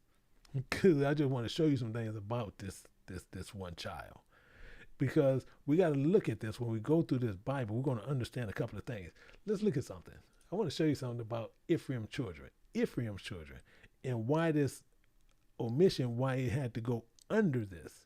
Because when we're looking at Ephraim, is encapsulating under his father's name. So this dominant of Ephraim and Manasseh under the father's name, one was Joshua. This is what I've got to show you. This is what I'm saying. Because these boys was dominant, extremely dominant. 13:8 we got to look at. And this is why this is so different. Why good to 13? Got to go 13:8. Okay, now we're going to sit there. It says, of the tribe of Ephraim, Oshea. Okay, most people might don't know who that is. That's Joshua. It says the son of Nun. That's Joshua. Actually, let me prove the point. So everybody won't trip. Let's go to, he got a book too. Let's go to Joshua. We're going to go to Joshua chapter 19, verse 50. You're going to see. It says right here, this ain't the one I actually want. I got to go here because, but this letting you know he was over in that city. This ain't the one I want. But it tells you back here when it gets over to the first one. So I got to go down one. It says, according to the word of the Lord, give thee the city. And he asked even to Timothy Sarah in the mount of Ephraim. So you see, it's still Ephraim, and he built the city and dwelt therein. Why is it saying it that way? Because you're getting ready to see. It says, these are the inheritance which Eliezer, the priest of Joshua. You see right here, Joshua, the son of Nun. Joshua, the son of Nun. You see over here, he was being called over here because they changed his name to Oshea. It was the son of Nun. Telling you the same. This is crazy. So when we look at this, Timnath, because when you're looking at this Timnath, Sirah, this is telling you some crazy things. This is telling you these affiliations, who they tied to. But this is just one. So we know Joshua, one, he's from Ephraim. He's from Ephraim. And just like I said, he's not one you want to be playing with, because that was the one rolling around with Moses. He was the one who will take you out. He the one who took out all these kings. That was him. So previous know that Joshua, we see right here, he's a figure in the book. Now, let's look at something else. Show you something else. This is why I'm showing you Joshua wasn't not one to be played with. Let's go over here to Judges, and we're going to see something in Judges chapter 4 and verse 5. In verse 4 or 5, it says, and she dwelt under a palm tree of Deborah, a palm tree of Deborah, between Ramah and Bethel in Mount Ephraim. I'm telling you. Now, this is clearly Deborah was a prophetess. However, it don't clearly tell you some things that she's of them, but she's dwelling in the land of Ephraim, which showing you a position where she is. So she's located within the courts, strongly connects to Ephraim. As far as is she that, you go check it. But then we have some more boys. We got to go the same thing in Judges. We're going to look at Judges at Abdon and Halil. We're going to look at these two here. We're going to go up to here, Judges chapter 12. And we're going to look at two more boys. And we're going to see in Judges 12, verse 13, we're going to look at 13 to 15. It says, and after him, Abdon and his son Halil, a Perthanite, judged Israel. They taught Israel. And he had 40 sons and 30 nephews, and rode on 70 ass coats, and he judged Israel. He taught Israel 8 years. And Abdon, the son of Halil, the Parthenite, died and was buried in Parthon in the land of where? Ephraim. You see how they keep going to Ephraim in the mount of the Amalekites. Again, these things gonna shock a lot of people, but just showing you how powerful this one young kid was. We're gonna look at Samuel. 1 Samuel. We're gonna look at 1 and 1. The same thing. Now the year, a certain man of Ramah. It's kind of hard for me to pronounce that, but it's Ramah Thaziah. Well, let me just move past that one. And then it says Mount Ephraim. His name was Ekna, the son of Jotham, the son of Elihu, the son of Tahu, the son of Zephyr, an Ephraimite. So we got another Ephraimite. These are Ephraimites. This is letting you know this dude is not playing. That's why this was inherited to him. This is why this was going on. This is why this is happening. So when we looking at Elkanah, we looking at Elihu, we looking at all these different ones. There's Zephaniah, we looking at all these. The same one, we have the same thing with we can go here to 1 Kings. The same issue. 1 Kings, we're gonna look at some more. 1 Kings 11:26. We're gonna see this again. 11:26, we see this. And Jeroboam, the son of Naboth, an Ephraimite. You see again,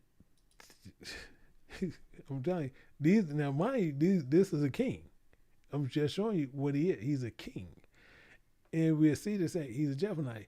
So Solomon's servant, and he became a king because I'm going to tell you, he the one ended up running. Actually, let's go here. Let's go down to 28. Let's see what happened. To show you, to prove the point what happened. The man Jeroboam was a mighty man of valor. And Solomon sinned the younger man that he was an industrious, and he made him ruler over all the charge of the house of Joseph. You see, of Joseph, Ephraim, same thing. And it says, and it came to pass. So you seeing what's getting ready to go down. It came to pass the time when Jeroboam went out of Jerusalem that the prophet, now you seeing what's getting ready, Ahiah, now you finna see what's getting ready to go down. So you got Ahiah here, and he's a Shulamite. Found him in the way and had clad himself in new garments and had two were alone in the field. Watch what happened. And Ahiah caught him in a new garment and was on him and rent into 12 pieces. And he said to Jeroboam, here you go, right here. Take thee 10 pieces. Take ye 10 pieces. Thus said the Lord, the God of Israel, remember, I will rent the kingdom out of the hand of Solomon for what he was doing. And we give 10 tribes to thee, which ended up making him a king. So again, you got that one. You have to remember what was happening. But he ain't done yet. That's what I'm telling you. This dude was detrimental to this, to Israel. We're going to look at Hosea chapter 4, looking at verse 17. See this again. We're going to see this again. 17. Ephraim is what he was saying. Once Ephraim started tripping, because once that split happened, then some of the Ephraim king, they started tripping. It says Ephraim is joined to idols. Leave him alone. Don't mess with him, because now he's going to run off to these dumb idols, as Paul was saying. That's what's going to happen. So as these things started happening, we can see the spiritual significance of Ephraim's descendants often found themselves always in leadership. Always. You found them, they was always influential men of God many times. Military, political, landscapes of Israel. So tribal prominence was prophesied by Jacob of Israel, which you see there. His sons placing the younger Ephraim before Manasseh, indicating the greater success of prominence, which when we looked at Genesis 48, 19 and 20, these blessings bore out the history throughout significance that Ephraimites played in shaping all Israel. I don't care how you look at it, how you flip it, how you want to do it. They played a pivotal role. This tribe of Ephraim, throughout various descendants, significantly shaped the narrative development of Israelite history. I can care less how people look at it, how you twist it. Ephraim was a pivotal role. You can't change it. Why? It's in Scripture. It's right there. So these figures were not just political leaders, but they was mainly the leaders of Israel. So when we see this Manasseh representation, Manasseh inclusion specifically reflects the narrative that emphasizes the reunification of all Israelites, but including those tribes that was a part of the kingdom that was split with Israel and Judah. Manasseh having a significant population both in northern kingdom across Jordan symbolized the broader inclusivity. So we got to remember that. Actually, let's go here. Let me see if we can do this. First Chronicles chapter 5. Let me see if we can do this. It says, now Reuben, the firstborn of Israel, just to try to get some understanding here. He the firstborn of Israel. For he was the first one, but for as much as he defiled his father's bed, his birthright was given to the sons of Joseph. You see that right there. It was given to the sons of Joseph, the son of Israel. And the genealogy is not to be reckoned after the birthright. So this genealogy is not to be reckoned after the birthright. So just because you was born first doesn't mean you're going to get the double portion. It don't mean that. That's what he's talking about. Most people thinking, oh, I'm going to get it. No, you don't get it. You mean, well, I'm the firstborn. No, you're not the firstborn. You might be the secondborn. You might be the fifthborn. No telling. It says, more so, it says, Judah prevailed above his brother, and of him came the chief ruler. But the birthright is whose? The birthright is Joseph. This birthright still belongs to Joseph. It don't belong to anybody. Don't belong to no Levites, anybody. It belongs to Joseph. That's where the birthright rests. That's where it is. So as we look at this, we understand these implications as we go through this, the complexities and interplay of legal rights, these duties, and this sovereignty. So when you have these names and this naming the lineage, this text discusses the importance of naming this continuation. These children are expected to embrace the tribal identities. in understanding what's happening. So when we're looking at this doubling of Joseph's inheritance, when we're looking at this and we understand it a lot more now, we can see the acts of Joseph's sons, Ephraim and Manasseh, owning and conferring upon these equal status of direct sons. We can see this now why this was happening. Because Joseph told these dreams to him. You see where he told them here. When you're looking at Genesis 37, you see it here where he told these boys this thing, and they was hating him for it.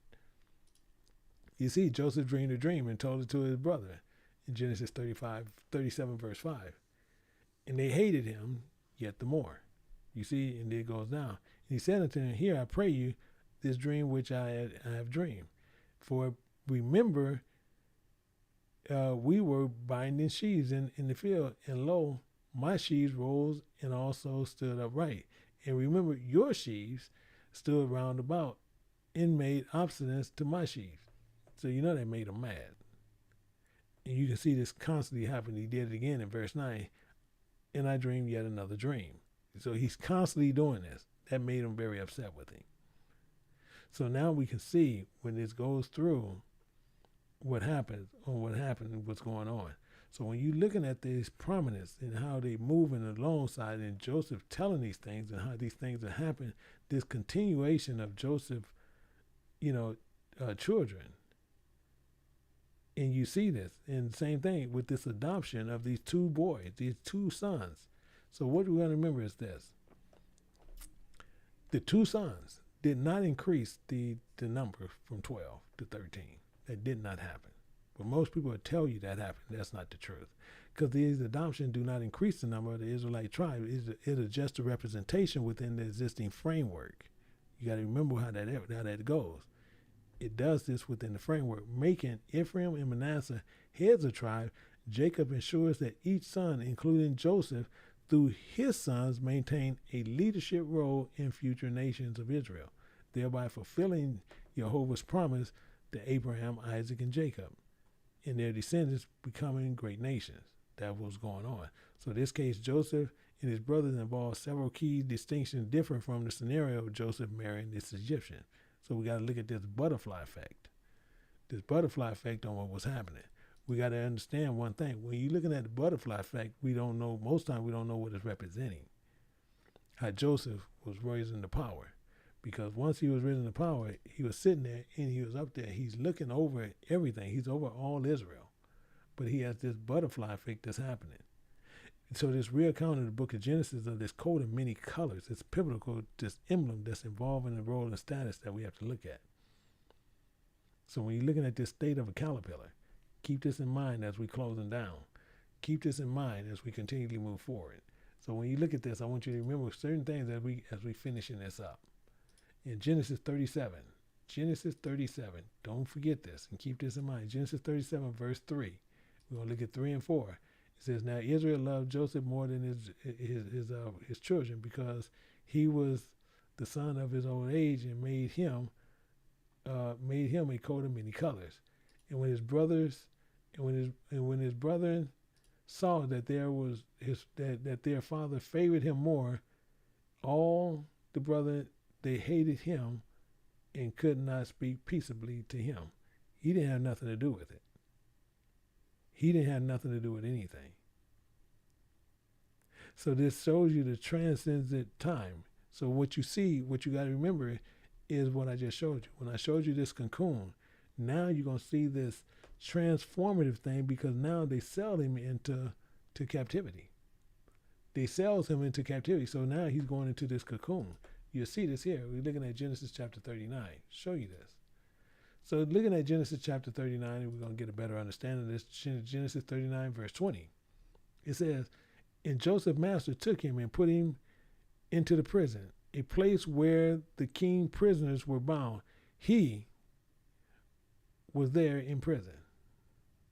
You see this here. Now he's going into this cocoon. Joseph now is going into this cocoon. We have to look at the legal analysis of this and understand that this imprisonment represents a cocoon stage. That's what it represents right there. It represents this cocoon stage, a period of obscurity, transformed legally, a phase that's significant, that's complete, a stripping of prior status of any kind, like a caterpillar, this delusion within this cocoon, spiritually reflects this process necessary for this emergent of this new divinity that's coming about. So now he's in the state of this. To show you the same thing when we're looking at Genesis chapter 41. Same identical thing as we look at this now. Genesis 41, looking at 41 to 43. The same you'll see here. 41 to 43, and it says, and Pharaoh said unto Joseph, see, now we're just recapping. See, I have set thee over the land of Egypt. And Pharaoh took his reign.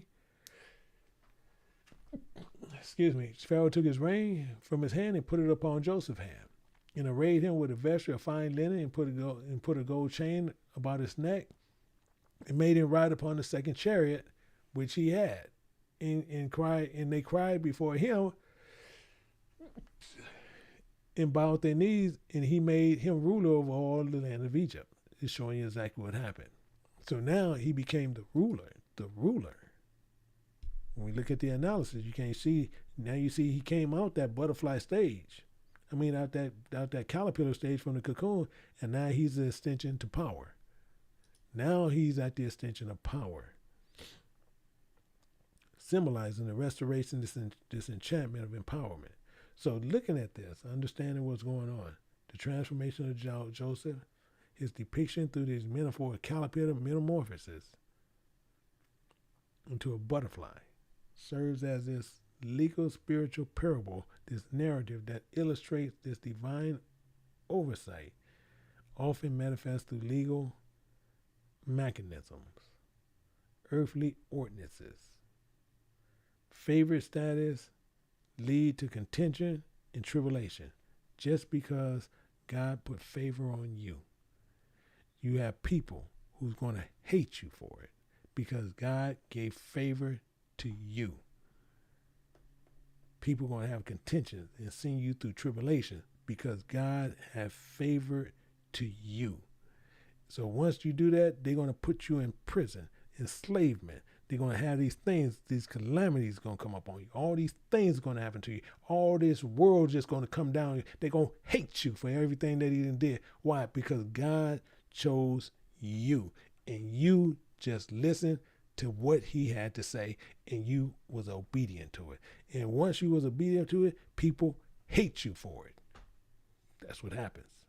So this orchestrated, this rulership now demonstrates this ultimate justice of this fulfillment, this divine thing that happened. We have to understand this eye of understanding that God promised us, this spiritual covering. Let's look at something. Let's look at something and keep this in mind as we're closing this down. We go over here to Psalms. Never forget this, Psalms. We're going to go to Psalms 105. And we see 17 through 19. It says this here, and don't you ever forget this. It says, he sent a man, M-A-N, M-A-N. We know that's a man or a woman. He sent a man before them, even Joseph, who was sold for a servant. Don't you forget this. Whose desires. You see feet, whose feet. I'm just telling you what it actually means. Whose desires they hurt with fritters and chains. That's what it's telling, in fritters. It was laid in iron. Just because your desires, what God desires, they're going to put you in chains. This is clear. Until the time that his word came, the word of the Lord tried him. Don't you ever forget that. Once you're going to be tested, we're going to find out what you made of. Once this comes, he's going to see what you are truly made of. In James chapter 1, looking at verse 1, 2 through 4, we look at this. It says, my brother, we just count this all joy into diverse temptation, knowing this, that trying of your faith worketh patience. But let patience have her perfect work, that ye may be perfect and an entire wanting nothing. So I say this to each and every one of you guys. as we come to a close on this and we get understanding on a lot of this, as we reflect upon this transformative journey that Joseph detailed, affecting each and every one of our lives that's in this book, we find not only the narrative of this personal triumph, but as Joseph's perfect example in his metamorphosis in each of us to undergo our own spiritual lives. This story is emblematic of this butterfly effect that I showed you. It serves as this profound metaphor of our own spiritual rebirth, a quest to rise above earthly trials, tribulations, that we have been separated. Many of us go from the favorite son to where we end up going into a confinement of the world. Many of us go from favorite son to an outcast to the world. So this past that Joseph's life is marked initially by his father's favor, symbolized the coat of many colors. We can't look at that. It mirrors the journey of a caterpillar. Initially basking in the warmth and this parental love distinction, Joseph soon found this favoritism cast shadows of discord and jealousy among his brothers. This discord is legally and family challenged. Was but just the beginning for Joseph's descent. So this entry into the cocoon, this enslavement, this imprisonment with a true character were tested and forged. So this cocoon transformation, this depth of imprisonment that Joseph endured is a period of obscurity. The suffering is similar to a caterpillar within the cocoon. Yet, we can hear in this confinement as we'll see one that is in jail. Joseph's faith and integrity crystallized the preparing of this higher calling. This stage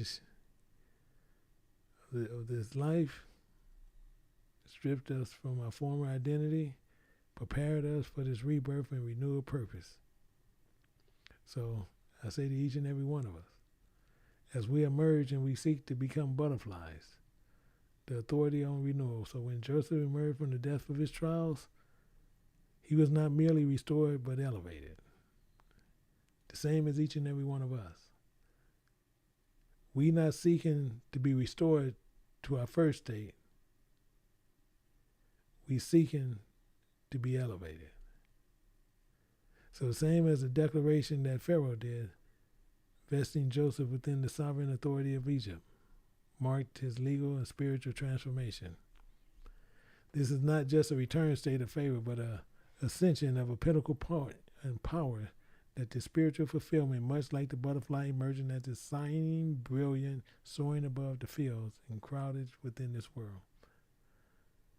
So this call for the spiritual metamorphosis that we've seen showing right here clearly with Joseph. This is a clarion for each and every one of us. It's a call. It beckons us to reflect our own spiritual journey, as each and every one of us is just like Joseph. One not above the other, but willing to endure the trials that within that cocoon. It's what each and every one of us have to do. With our faith in the Lord and shaping us for a greater purpose, we are to prepare to emerge not bitter in the trials, but better, transformed, ready to fulfill the divine roles that is set before each and every one of us.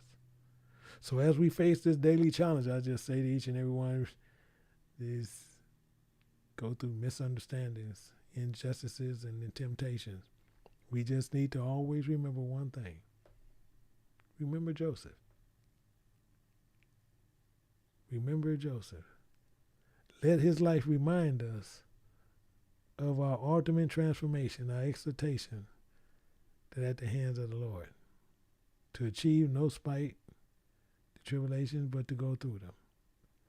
So let Joseph's transformation just inspire each and one of us to raise above the earthly trials and embrace the spiritual metamorphosis that our divine calling,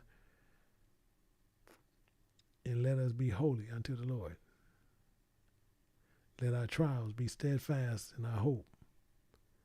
Just as the butterfly that emerges from the cocoon to ascend to the heights previously unimagined, so too we should be able to do the same thing. So I ask that each and every one of you guys meditate on that this week. Think about it. Hopefully, each and every one of us will emerge together and be among the Lord together. So with that, we're going to move forward. We're going to. I'm not going to be going into a Zoom today. I will be going in there tomorrow.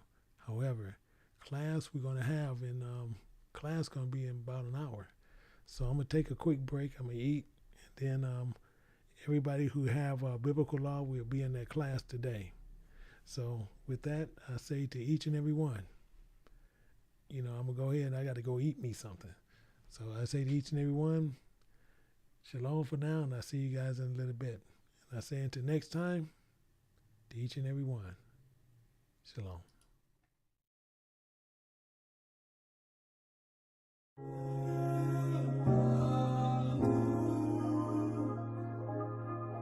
See